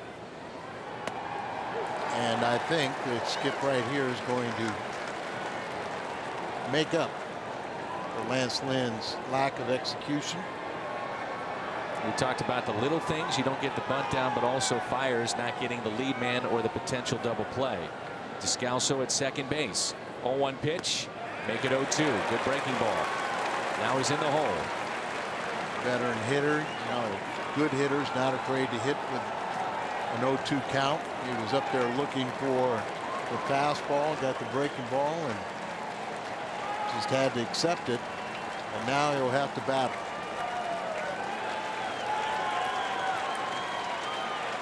Cardinals with just 4 hits with runners in scoring position over the weekend. 1 ball and 2 strikes. Matt Holliday is on deck.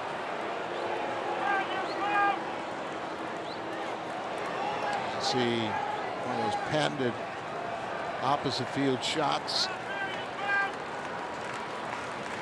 Something over the shortstop or third baseman area in the left field.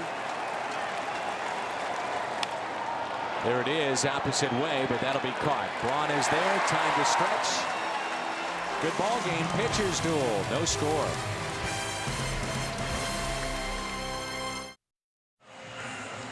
A look at Aramis Ramirez. Which team's number 4 hitters in our AT&T trivia question lead Major League Baseball in runs and extra base hits? Brewers 63 runs, 47 extra base hits. That's minus Prince Fielder. And talking about here Ramirez, he's primarily been their cleanup man, so it gives you an idea of what he's done minus the first month of the season or so. It's been on a tear.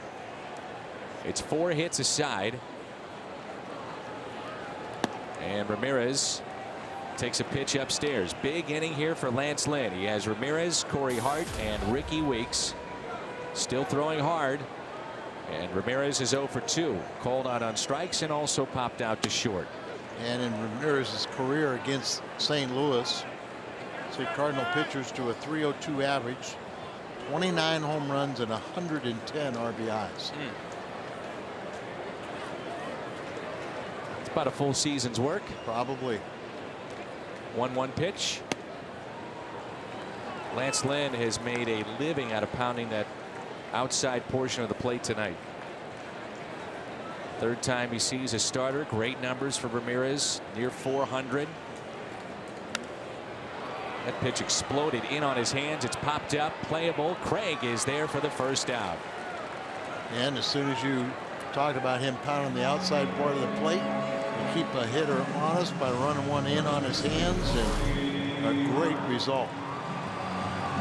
This was supposed to be away, but it kind of backed up a little bit and ran in on the hands and turned into a great pitch. But the point being the movement. Yeah. Movement, in my mind, is the most important thing. Here's Hard showing bunt, and that is strike 1. 6'6", trying to put down the bunt. Look at those hands. Instead of getting them extended, all of a sudden you're pulling them in on the body, and the swing does not look fluid at all. It just locks you up, and then you get the bonus of it in the foul territory and an easy out. 0-1 pitch to Hart. And these pitches are looking pretty good that are not called strikes, but he's around the zone, and that gets hitters to expand their zone. Hart hits it at top. Center field. Schumacher is back, looks up, and it's gone.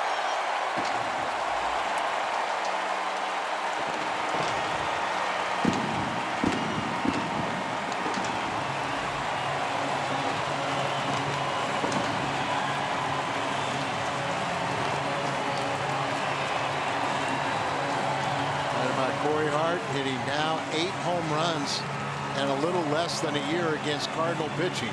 His 4th home run against Cardinal pitching this year, and the second one off of Lance Lynn. His first start that he won against Milwaukee earlier this year, he gave up 2 hits. Base hit to Braun and a solo home run to Hart, and he gives up another home run, but now he's on the downside of a 1-0 game. Ball was up over the middle of the plate. Strike to Weeks. Watch the location. It was pretty much in the middle of the plate. He had to hit to the deepest part of the field, and he had plenty off the scoreboard.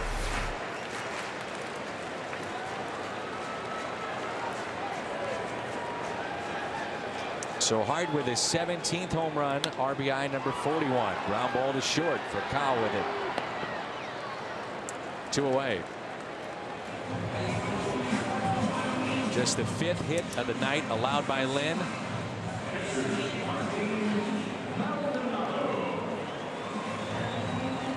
got Cardinals numbered.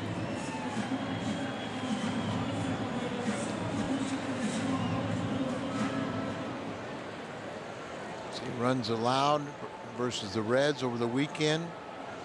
Innings 1 through 6, only 5 runs were scored, but later stages where in a lot of games are won and lost, they had scored 7.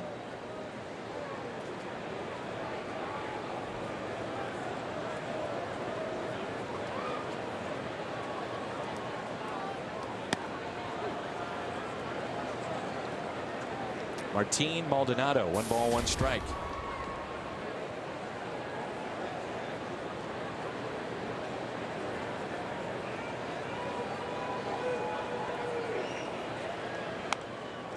Southwest Airlines asks you, how far did the blood and home run by Corey Hart travel 435 feet?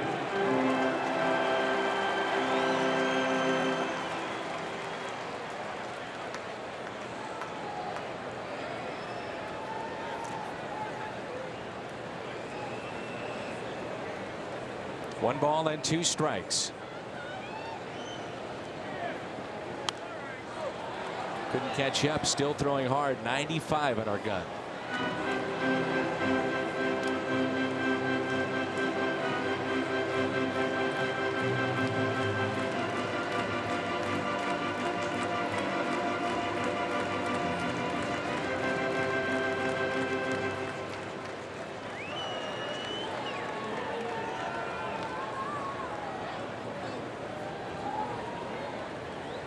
Diamondbacks beat the Reds 5-3 to open up their series, 4 games to Queen City.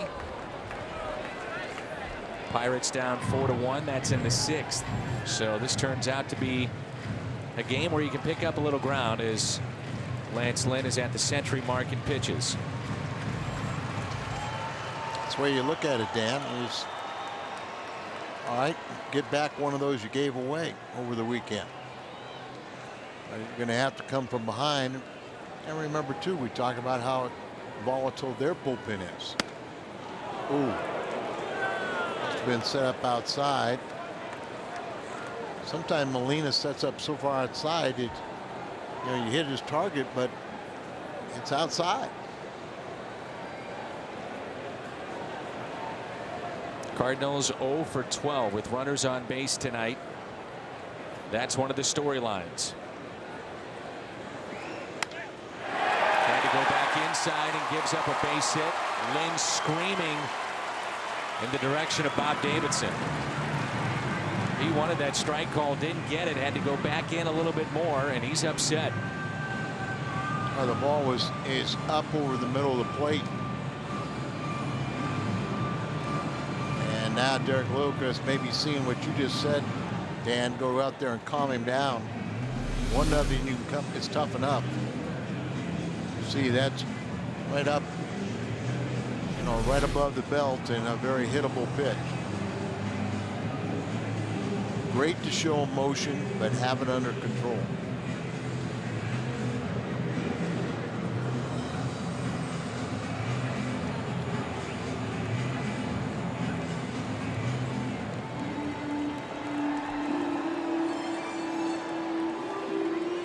Two down.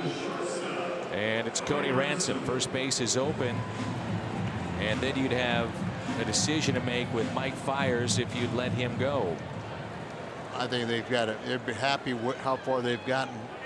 If they get it to the spot after Ransom, they got a pinch hit.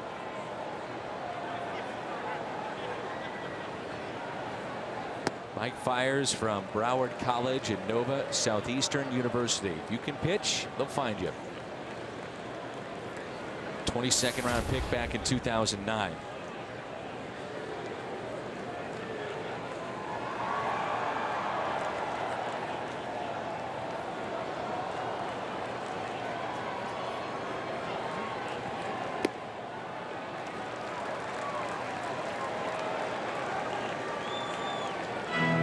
Careful here, thinking you're facing the 8th place hitter because you're going to be facing a pinch hitter, not the pitcher. Travis Ishikawa has moved to the on-deck circle.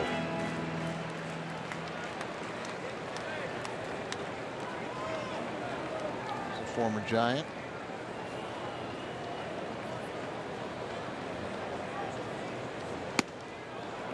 Remember, we showed you earlier, home run by Corey Hart this Sunday afternoon. Only run that Lynn gave up that day. Will it be the same here tonight? Lance was the winner in that game as he had plenty of run support.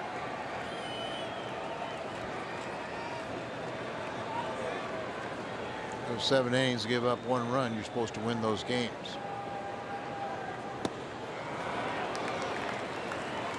Two and two.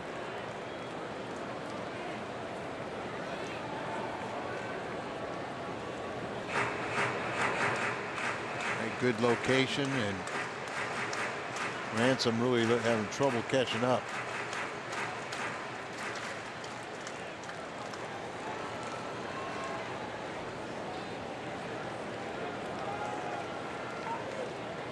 Two balls, 2 strikes. It's your 10th strikeout victim. Out of play.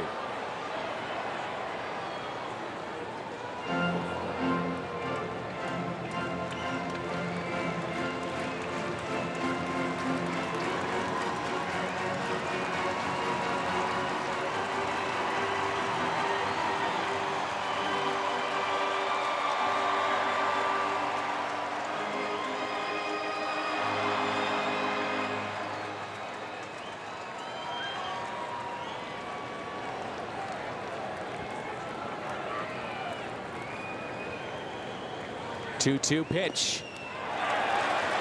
Gets away from Molina, runner in scoring position. Yadi trying to backhand that. And it's 3-2 with 2 down. Cardinals did have Browning up and throwing, and if Ishikawa would be the pinch hitter, I could think that Browning would get that call, and then would they counter with a bat from the right side?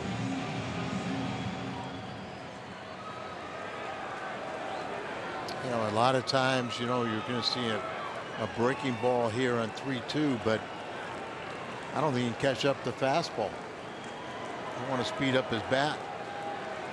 Runner at second, and here's a 3-2 pitch. Got him. Strikeout number 10 for Lance Lynn. Screaming off the mound.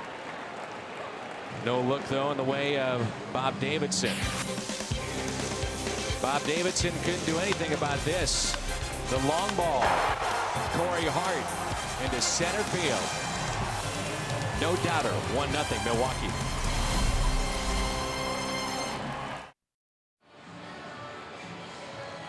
Welcome back to Cardinals baseball on Fox Sports Midwest. Let's go to our studio back home in St. Louis. Pat Paris standing by with a Bommarito Sports Update. Pat? Thanks, Dan. First place Reds hosting the Diamondbacks tonight. Bases loaded top of the first, and Miguel Montero clears them with a 3-run double off Bronson Arroyo. 3-0 Arizona. They win at 5-3. Reds also learning they'll be without Joey Votto for 3 to 4 weeks with torn cartilage in his knee. Dan and Al, back to you in Milwaukee. So the Reds now 50-39. Thanks, Pat. And this is Holiday, Craig, and Molina. Lance Lynn strikes out 10 tonight. Will he be on the losing end? Chevy called to the pen. This is where the Brewers, the start of the season, look to be so good. The back end of games, Francisco Rodriguez, then Axford, their closer. You talked about his numbers earlier. And here's Holiday, 1-0 Milwaukee. Fastball taken low. Mike Fiers, the starter for Milwaukee, 7 innings, 4 hits. He walks 4, strikes out 4. And his ERA over his last 5 starts now drops to .77. Outstanding, but Holiday needs to extend his hitting streak. Stands at 14 right now, and K-Rod, first batter efficiency, is retired 24 of 44. So maybe he can get on right here and have the tie and run on base. And a pitch to hit there. They've been trying to elevate the pitches on Holiday, and tonight he is flied to right. He is struck out, also flied to center. Fires that pitching line He's allowed just 2 runs in his last 32 2/3. He was at AA and AAA a year ago.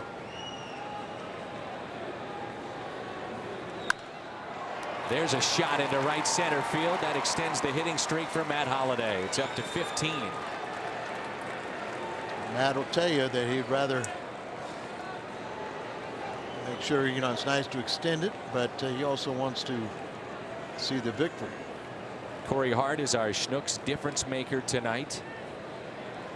The difference in the game, his solo home run, 17th of the year. Here's Alan Craig. He's about due. Craig has walked, popped out, and hit into some tough luck last time up as he lined out to Corey Hart. For his last 11, and needs to pick up a few more RBIs to keep pace, 1 per game. Very short lead at first by Holliday. The strike. K-Rod's pitched better of late. He's not allowed a hit or a run in his last 4 appearances. In his 4 losses, he has an ERA of 18.90. If you're wondering, Holliday has attempted 6 steals this year, and he has 4 on the season.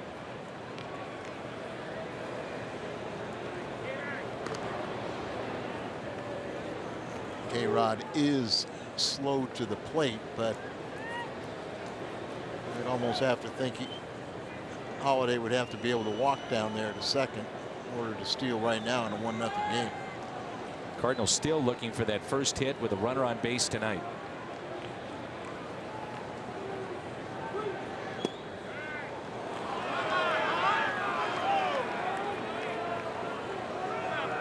Talk about how Fiers is deceptive. Same thing with K-Rod. So much movement in his delivery that you really have to just zero in on the release point. Forget about all the body movement.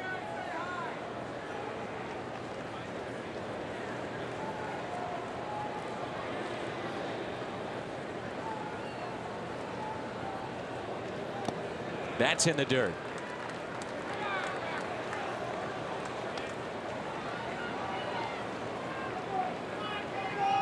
Just talking with Ron Renicky, the manager of Milwaukee. They are not confident even when they bring in their double closers, K-Rod and Axford. Ball club has lost 21 times calling the bullpen. And it's really in many ways on the shoulders of the 8th and 9th inning guys to get this thing done. Some pressure on Rodriguez and Axford. Turn it around. The 28th ERA among the 30 major league teams.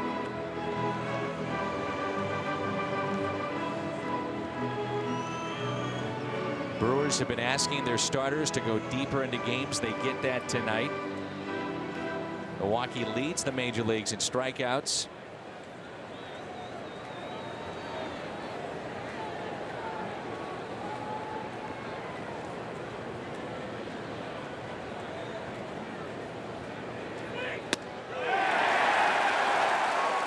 To it.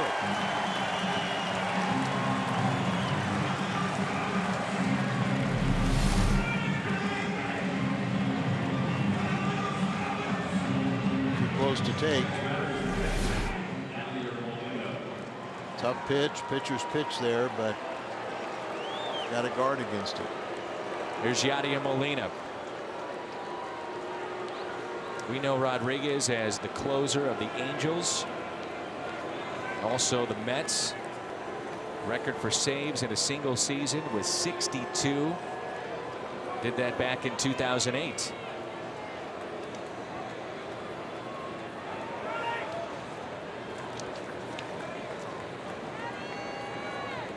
Signed as an undrafted player. Originally a starter, he moved to relief pitching in 2002. He had difficulty with elbow injuries. You just saw the big hook. And he credited the torque of the curveball on his elbow to giving him issues there. Then he was a setup man for the Angels and then turned into their closer.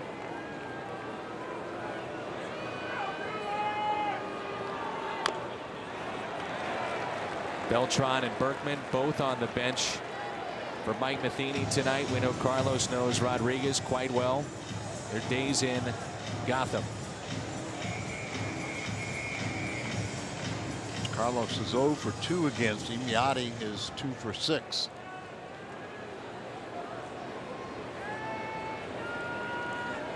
David Freese 2 for 2 on deck. Off of Rodriguez. 1-1 pitch instead of check.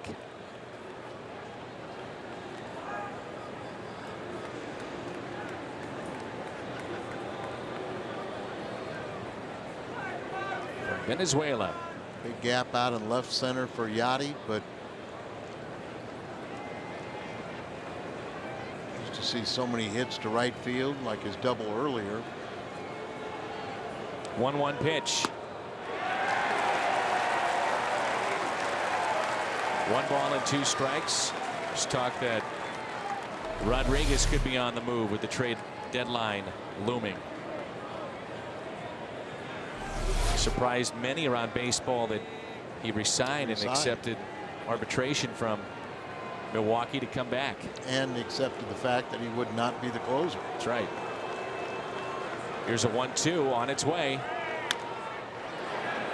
This is what you did not want. Potential double play. Safe.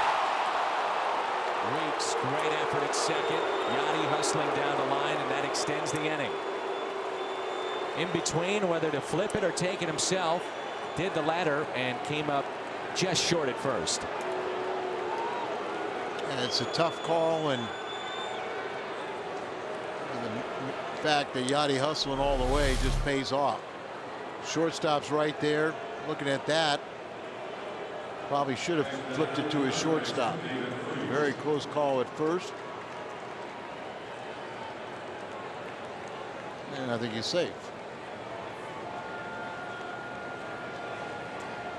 Tougher to tell from that angle, but Brian Gorman with the call. Freese with a base hit and 2 walks. Matt Carpenter on deck. Thinking along with Mike Matheny. As you get a look at David's numbers against this right-hander. Would Carpenter face Rodriguez if he gets that chance, or does Mike go to his bench?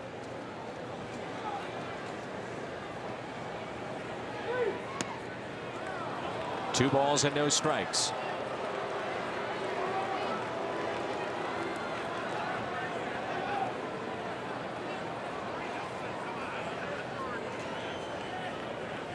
See that K-Rod does not throw as hard as he used to. It still can be awfully effective. The 2-0 pitch. See if he jumps on one here. Here it comes. Geared up for it and fouls it left side. Jose takes that away from Aramis Ramirez. Take that, huh? I got Cardinal fans been cheering for me all game. I want to give them a souvenir.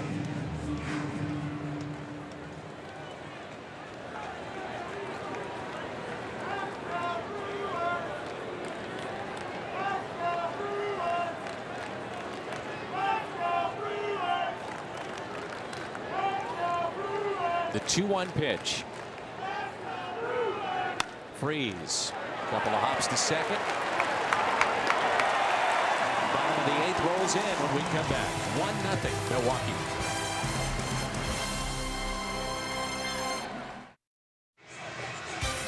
Cardinals baseball on Fox Sports Midwest is brought to you by Smooth Bush Beer and easy drinking Bush Light.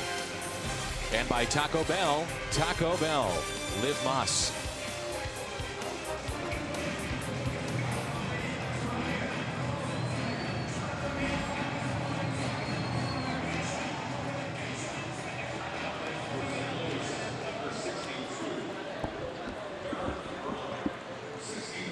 Al is speechless looking at that dinner getting prepared for him. Chili dog and a little cheese on top, Al. Some onions for you. And You had the onions, and we'll make sure that you have a separate ride home. There's one of those 2-foot dogs that circulating around the ballpark. About Barrett Browning. He does have an ERA now, but he left a runner on that the subsequent reliever gave up a base hit. Not his run to score, but he's been a very good call to the bullpen by our Mid-America Chevy dealers. Dan, I think we are both in agreement, and there's still a ways to go before Fuentes would join the ball club. First pitch, tough play for Cowell, and out at first. Nice play by Rafael Furcal. Gorman with another bang play. Slow roller over here. Exchange and throw on the run, and just gets him at first base. That is a young shortstop that made his debut over the weekend. The Yankee. I'll finish your point though about Browning. Well, Browning, you know, I mean, just the mere fact that if Brian Fuentes came up here, I don't think it's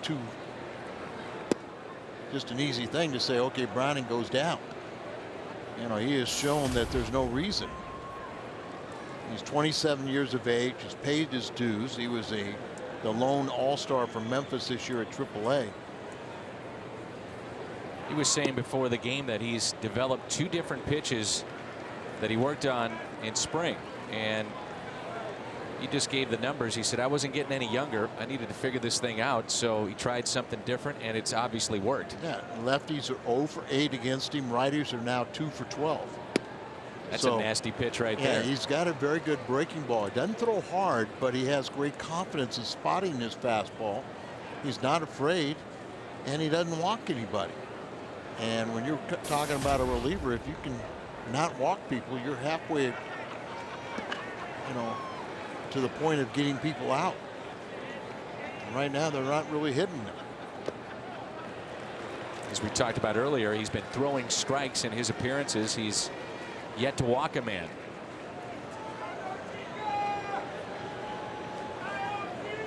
And batters are overall just 2 for 20 against him.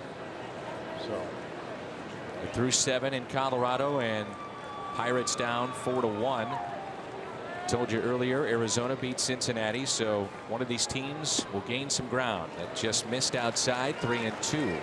One thing the Cardinals have to do too is keep Milwaukee from getting right back in this race.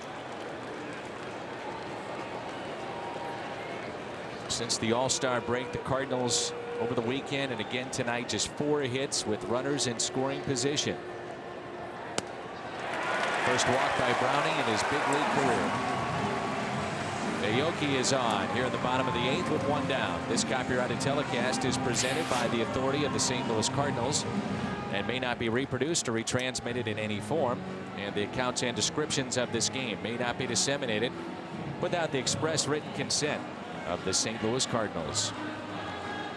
The double switch coming up from Mike Matheny. That'll be it for Browning. So he got the pinch hitter to ground out to short, walk to Aoki. And with Carlos Gomez coming up, Mike will make the double switch. We'll tell you about it when we come back.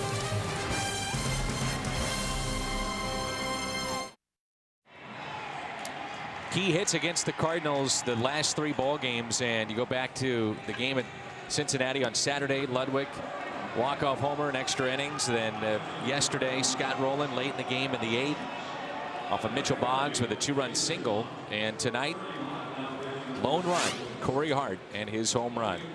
Mike Matheny's not messing around now. He's going to bring his closer, Jason Mott. He needs some work. He has to come in this game. I even went to Jason today and said, I don't think you're hurt, but I just want to confirm it. As Beltran will take over in center, Schumacher moves to second, Descalzo to third. But Jason Mott has not pitched since July the 7th. Almost unheard of for a closer to go this long. So even though you're trailing, you have to get him a little bit of work. A fastball and a strike to Gomez. How about Lance Lynn tonight? If you're just joining us, he strikes out 10. That gives him 123 strikeouts in his first 20 career starts. And that's most ever by a Cardinal. Axford, best thing is also he didn't walk a man. And Dan, I'm sure the ball club has talked to Browning. What is impossible to do is to pitch looking over your shoulder. And, you know, he knows that Fuentes has been signed. I'm sure that somebody will talk to him and say, hey, look, you just keep on doing your job here. And there's no guarantees that you're the one that's going down. You do your job, make it difficult for him. But if you're trying to look over your shoulder and worried about somebody that's, you know, you're hearing rumors or something that way, you know, it just makes it too difficult to pitch. Gomez here. A pair of singles and a strikeout. Aoki is a threat to steal. He has 11 this year. Hit and run was on. That's out to deep right. Back is Carpenter to make the catch on the track near the wall. Part of that double switch put Beltran in center, moving Schumacher to second base. Good play by Carpenter and right. Nice job on that ball. Just went back very casually and knew he had it under control. Here's Ryan Braun, but going back to Lance Lynn, you've got Lynn at 123 in his first 20 career starts. This dates back since 1921. So that's the most ever. Dick Hughes at 119, Ricky Anquillo 114, Vinegar Ben Mizell at 103.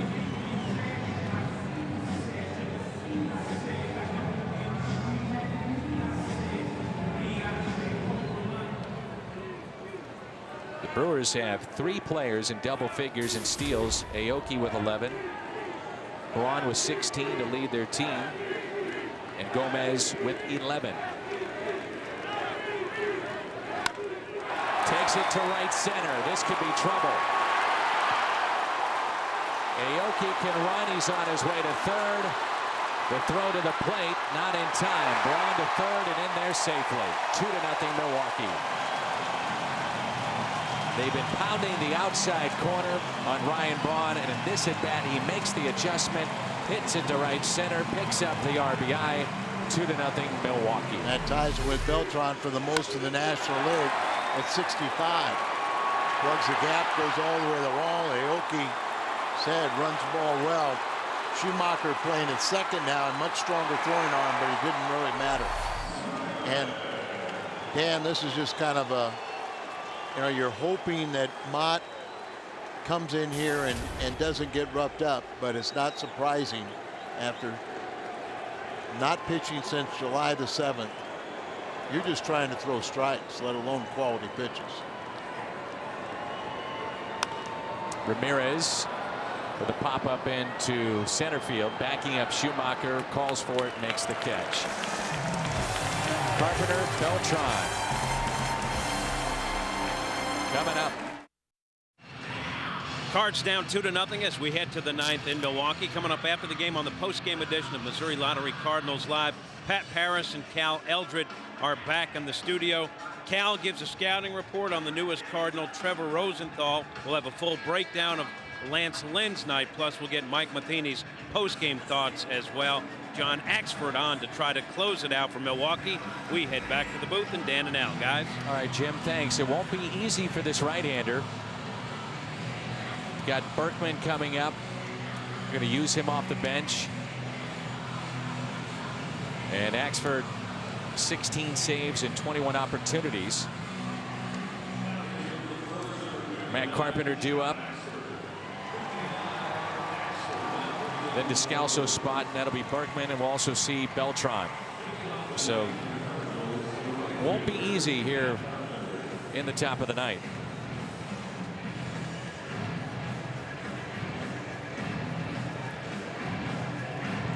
Got a couple 500 hitters against Axford. And Beltran and Berkman. Carpenter's never faced him. Still striking out a lot of people. Picked up his 16th save in yesterday's game. He's picked up that velocity too in the latter stages of the last couple of seasons for the Brewers. He was drafted. University of Notre Dame. He had Tommy John surgery there. And his career was really going nowhere. He was bouncing around. He was a starter, not having success. One point out of the game of baseball. He was selling cell phones. Just Walmart trying and Best Buy, and then a bartender. Just trying to hold on.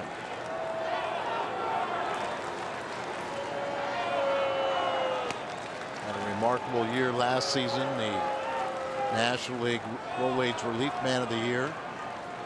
He also picked up the Robert Goulet Mustache of the Year award. No way. He won it last year. No way. You can appreciate it.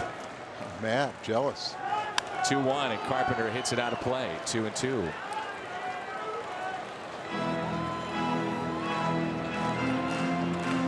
One of the great moments for us was to see Trevor Hoffman at the time pick up his save number 600. That time was the all-time saves leader. Say that Axford has really worked on his breaking ball to complement fastball in the high 90s. There's the fastball, and it's hit out of play. He has hit triple digits before. We saw that over the weekend with Chapman.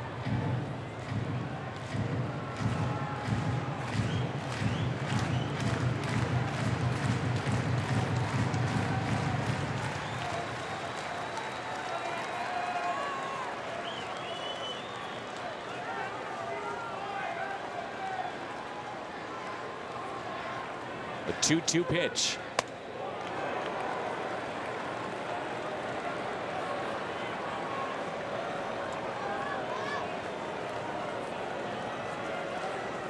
The midway point of 2010 all the way through last year.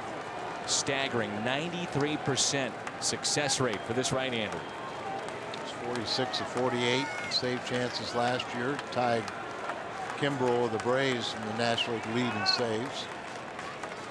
And it's a leadoff walk. Some of that uneasiness in the bullpen has been due to what's happening here for Ron Roenicke at the back end of games. He has not been as consistent. It'd be ridiculous to think that he could duplicate what he's done for the last year and a half. But this guy can be awfully good. That's his 20th walk in 36 of the third innings. Berkman 2 for 4 off of Axford. Lance Al misses all that time and then trying to get his timing back. This is tough to do against a guy throwing this hard. Pitch taken high. Maybe doing him a favor throwing off speed pitches. But talked to Mark McGuire, and he was talking about how difficult it is at a 2-month layoff, how to hit at this level. But he was very encouraged by the fact that Berkman didn't look jumpy. You know, he looked like he was pretty calm. He's a professional hitter. You know, obviously your timing's off. He struck out a couple times, but some nasty pitches and kind of, you know, pitcher's pitches. But he thought for the most part, he's not that far away. And he's such a good hitter that he could walk into one.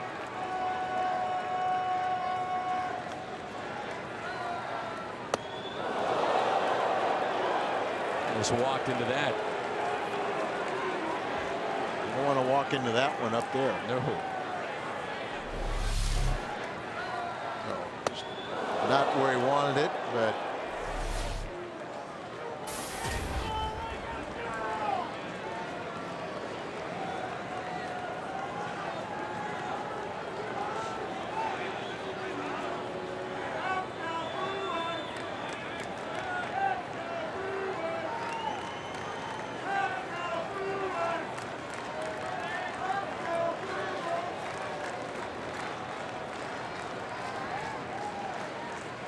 The 2-1.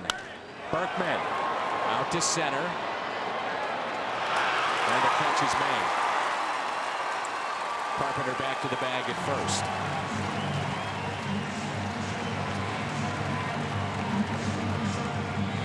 Beltran 1 for 2, excuse me, 1 for 2 off of Axford. We'll get a bat by Berkman.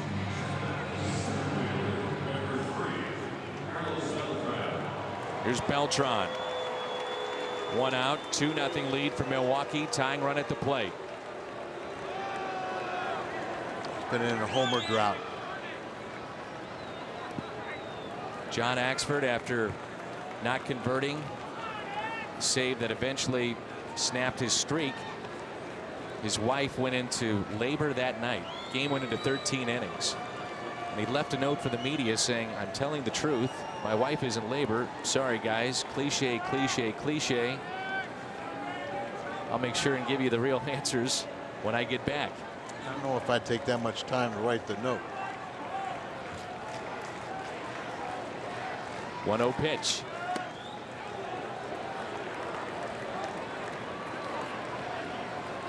Ryan Braun with his RBI last inning tied Beltran for the National League lead. 65. Beltran, 20 home runs. He's driven in 65. He could tie it up with one swing. Here's a 2-0. Good rip. 2 balls and 1 strike.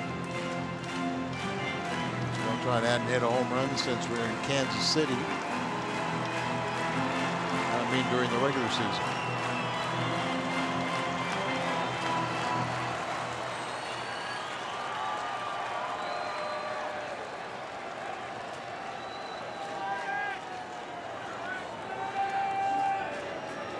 The 2-1 pitch.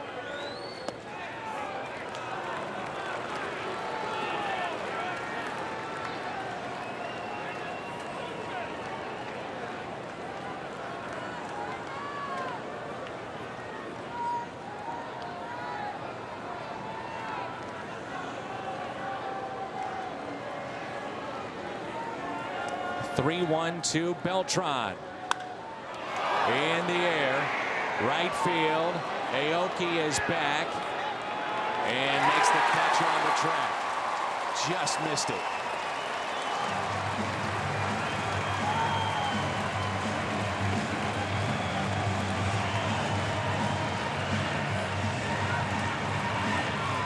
Mike Fiers, who's seen his ERA down to .78. Last 5 starts as our Budweiser player of the game. 7 innings, only 4 hits, 4 walks, and he strikes out 4. Cardinals still looking for that one big hit to get them going. Will they get it here from Rafael Furcal? The fans on their feet.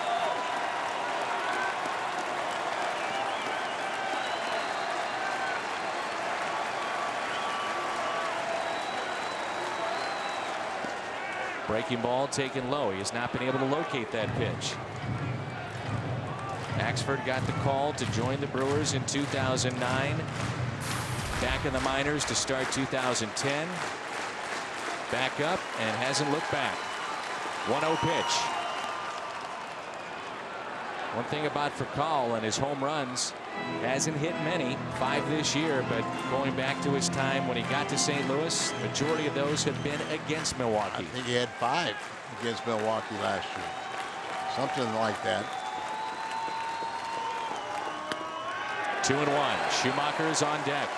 Cardinals only 5 hits on the night, but through the first 8 innings has stranded 9 runners, and they got one out there at first.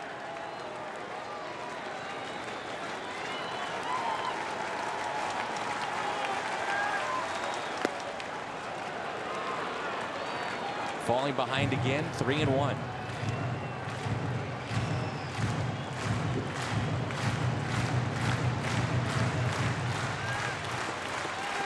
Axford has lost 5 games, got an ERA of 4.62.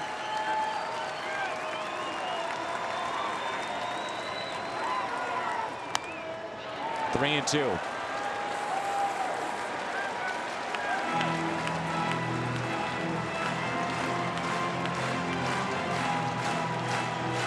Carpenter will be on the move on the 3-2 pitch.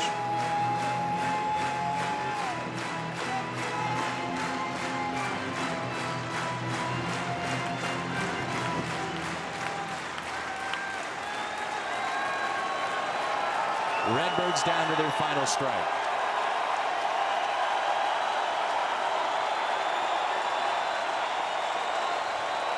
There he goes. The 3-2 is hit towards third. Ramirez can't make the play.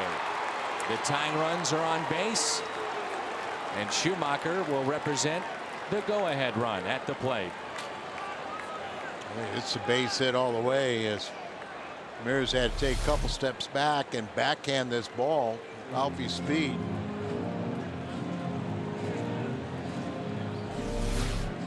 Put a little pressure on it. Their pitching coach out to talk to Axford.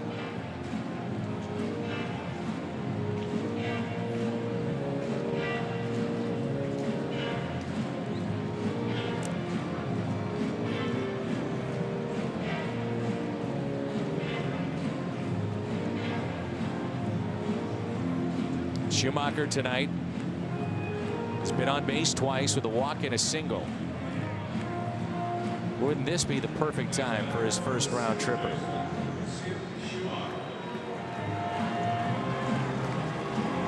Trying just to extend the game to Holiday. Remember, they'll play so deep that a lot of balls will fall in front of the outfielders for base hits. That's the tying run at first.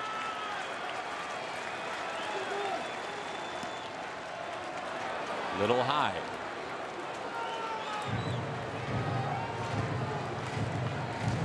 Skip 0 for 4 when facing Axford. But he's been very good with runners in scoring position.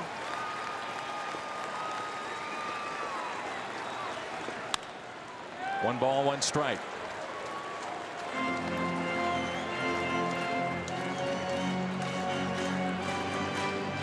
Chris Perez picked up his 26th save tonight.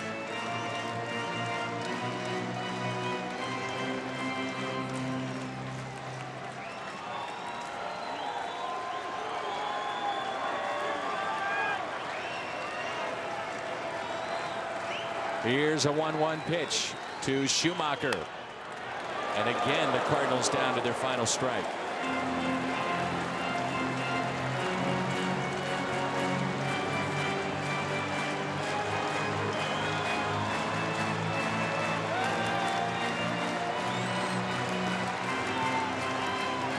On battling, Skip.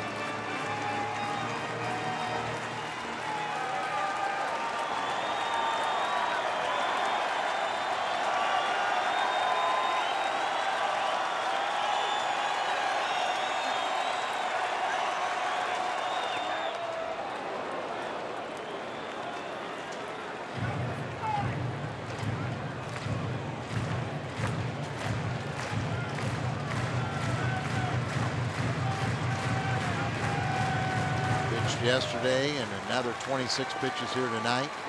He's thrown a first pitch ball to all the hitters he's faced. Pitching behind in the count. Will Schumacher make him pay? Here's a 2-2. Almost to the backstop. That's a tremendous play by Maldonado. That could have put 2 runners in scoring position. And once again, now you've got a running count, so catcher's thinking the ball's down. You got to reach up like that, hyperextend your arm. Boy, you're just making a mistake. Just keep on running counts. The 3-2, 2 outs.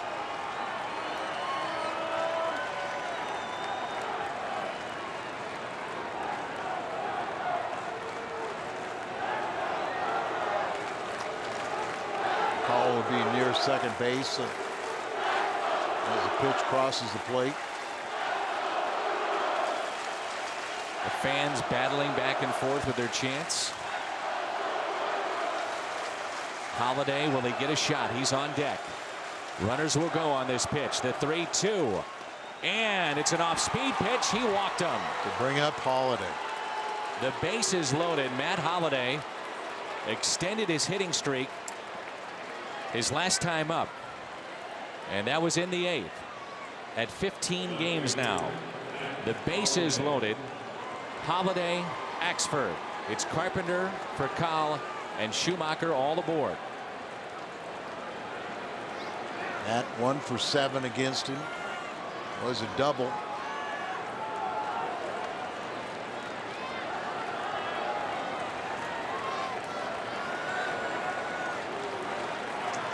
Holiday sitting on 14 home runs. I just was watching the Aoki, the right fielder. He was back on the warning track. He's only a few steps in from that now. They moved him in where, you know, a base hit out there. He can't. There's no way he could throw out the tying run. No, that's good speed at second base, and Rafael Furcal. All the other outfielders came in a few steps.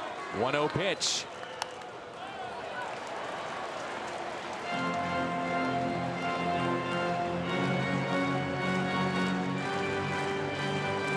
One ball, one strike.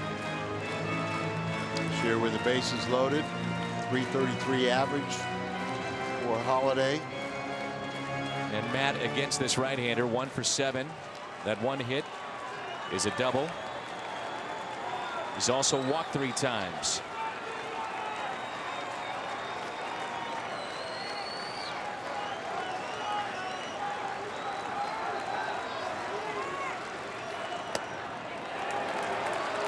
Two and one.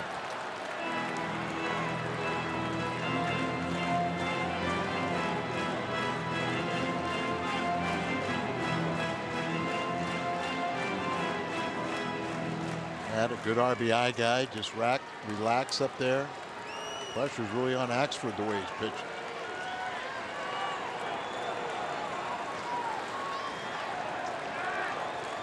The 2-1 pitch.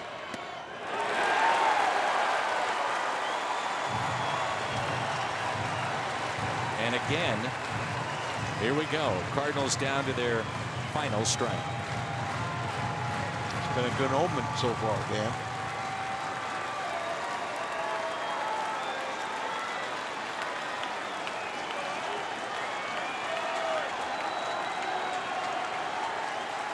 Let's find a gap someplace.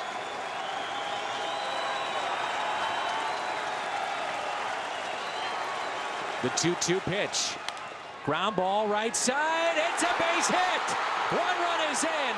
Furcal will score. We're tied up at 2. Holiday delivers. 2-2 game.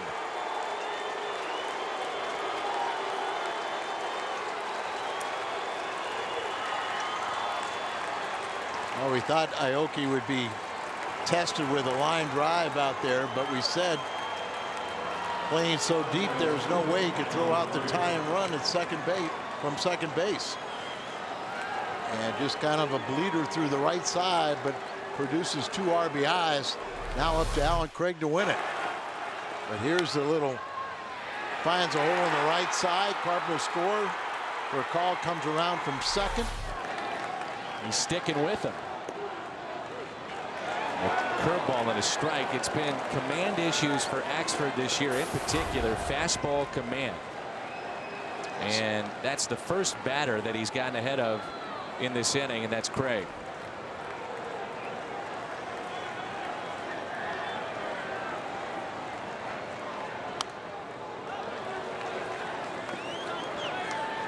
The Braun double off of Mott looms large. Gave them the cushion of 2 runs. Cardinals have tied it up. It's 2-2. It's one of those catch-22s, Dan. You had to pitch Jason Mott just to get him some work so he'd be better when he comes in for the next save opportunity. But, you know, you just hopefully could get some, you know, some outs. But like I said, it's hard to throw quality pitches when you've been off for so long.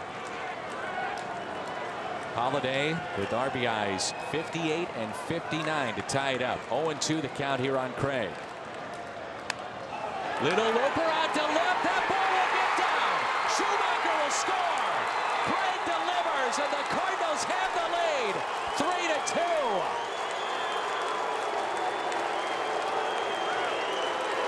3-2. Muscles it out to left. And it's developing in what could be one of the biggest wins and comebacks of the season thus far. No doubt about it. This is a momentum changer. Turn things around. You knock out their closer. How many times are you 1 strike away from an 0-4 road trip to now one of the biggest emotional wins of the year? Listen to these fans for Axford. Booing him off the mound. Holiday with the base hit into right. Scoring 2. Craig with 2 strikes on him delivers. It's 3-2. The 6th blown save of the season for John Axford.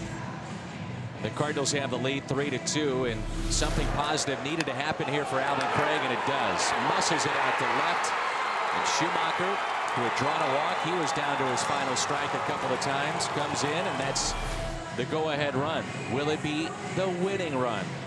As Holliday has gotten us in this spot as he tied it up, he was down to his final strike and picked up a base hit to right that tied it up at 2. Now it's Yadier Molina with Jason Mott's spot due up next. John Jay has moved to the on-deck circle. A little Monday Night Magic here tonight as Cameron Lowe will take over. 39th appearance. And for the Brewers, Al, you think about from their perspective, having just won 2 of 3 against the Pirates, they're thinking, we can win this game. We got some momentum. We're back in the race. And now the air has been let out of the stadium. But still 3 big outs to go, and still some runs out there that the Cardinals could capitalize on. Yeah, they'd be breathing down the neck of the Cardinals. They'd pick up a game on the division leaders. Everything was going their way, and all of a sudden you bring in your closer like you plan on it. Had the insurance run they got in the bottom of the 8th inning. They have 2 outs, nobody on the board, and all of a sudden 3 quick runs.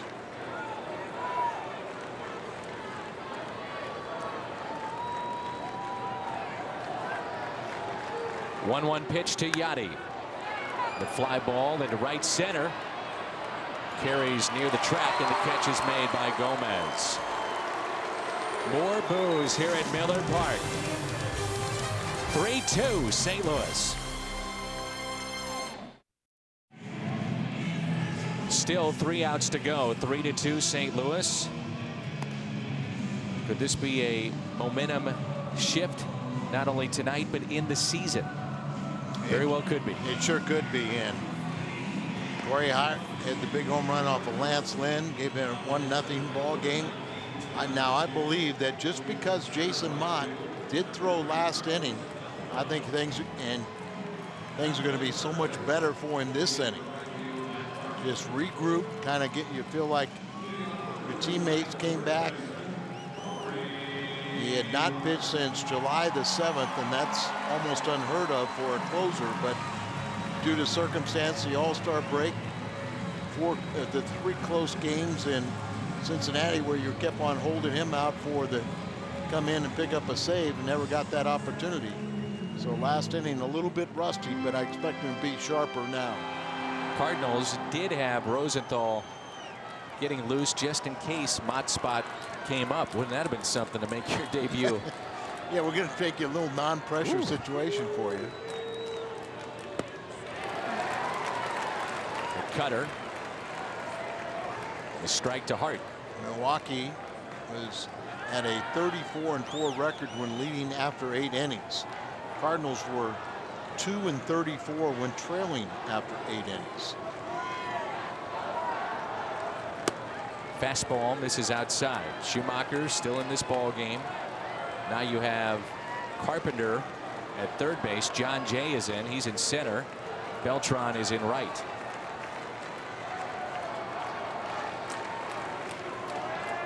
Here's a 1-1 pitch to Corey Hart.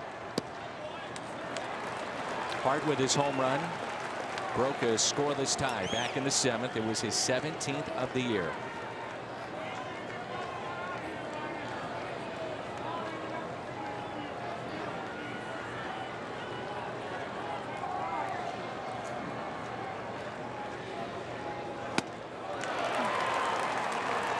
Slider or cutter that he's had Hart swinging and missing on.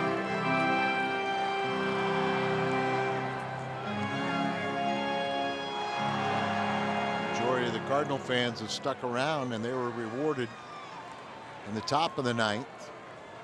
And Mott finish it off for him.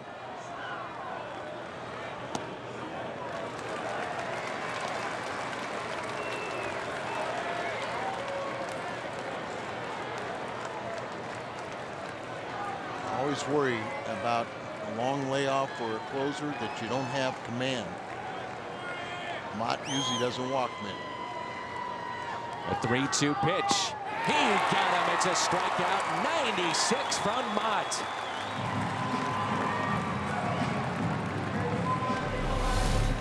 Sigh of relief right here as chases one that might have been borderline.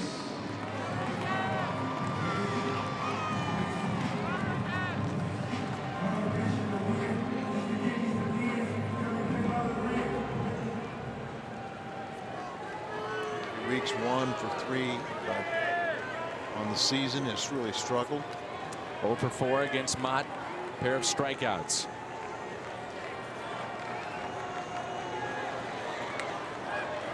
One out, nobody on.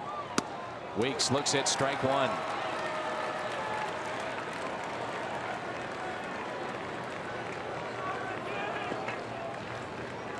The pitch at 99 from Mott. It's not a question of velocity, it's just location.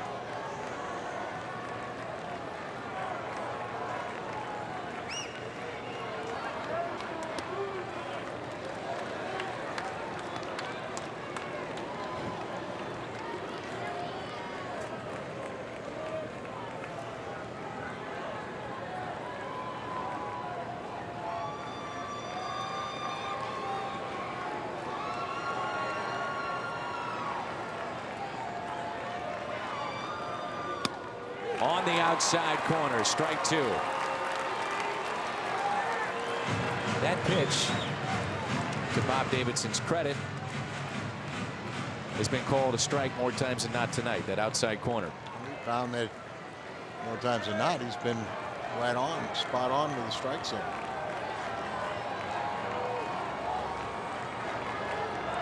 Now Weeks in the hole. The 1-2 pitch. He blew it right by him. Strikeout for Mott at 99, and there's 2 away.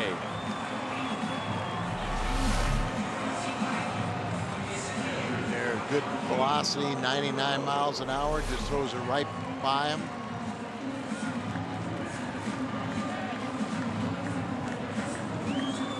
A lot of heroes in this ball game as the Cardinals once again don't give up. Play hard and a complete ball game.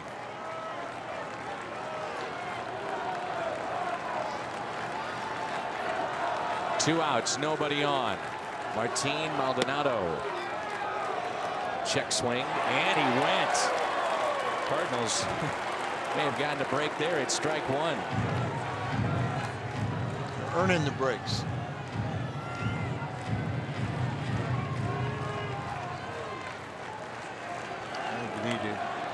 All Cardinal fans need to concentrate on what you were saying, Dan, about how this could be such a big emotional win. Hit sharply to third. Carpenter has it. The Cardinals have a win. And what a win it is here in Milwaukee.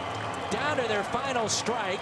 Down by 2 runs in the 9th, and they win it 3-2. This is the kind of game like this. You take a almost look like a sure defeat, turn it into a victory, but in such emotional fashion, you can start a nice little win streak with a game like this one. It's one of the best victories of the season so far for the Cardinals. Will they build upon this one? Time will tell. But it's a good feeling here in Milwaukee. 3-2 the final tonight.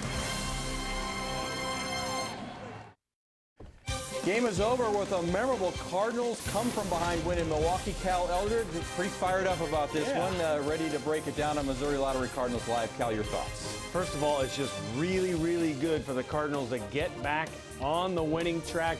Also, all 3 of these ball games in Cincinnati were close. This one was close. Give the offense credit. They showed up just in time. More from Cal coming up. Plus, the second half, well, it didn't quite get underway the way the Redbirds had planned after being swept in Cincy, but the Redbirds roll into Milwaukee and do find a way to get it back on track. We'll break down game 1 of this NLCS rematch. Plus, Lance Lynn getting back on track before the break. We'll tell you why the All-Star was able to tame the Brewers, sort of. And we'll take you back to Wisconsin for Mic'd Up, some player reaction, plus another rookie joins the Redbirds. We'll introduce you to him. There's no better way to kick off National Zookeepers Week than by busting out your cage and watching Cardinals Live next.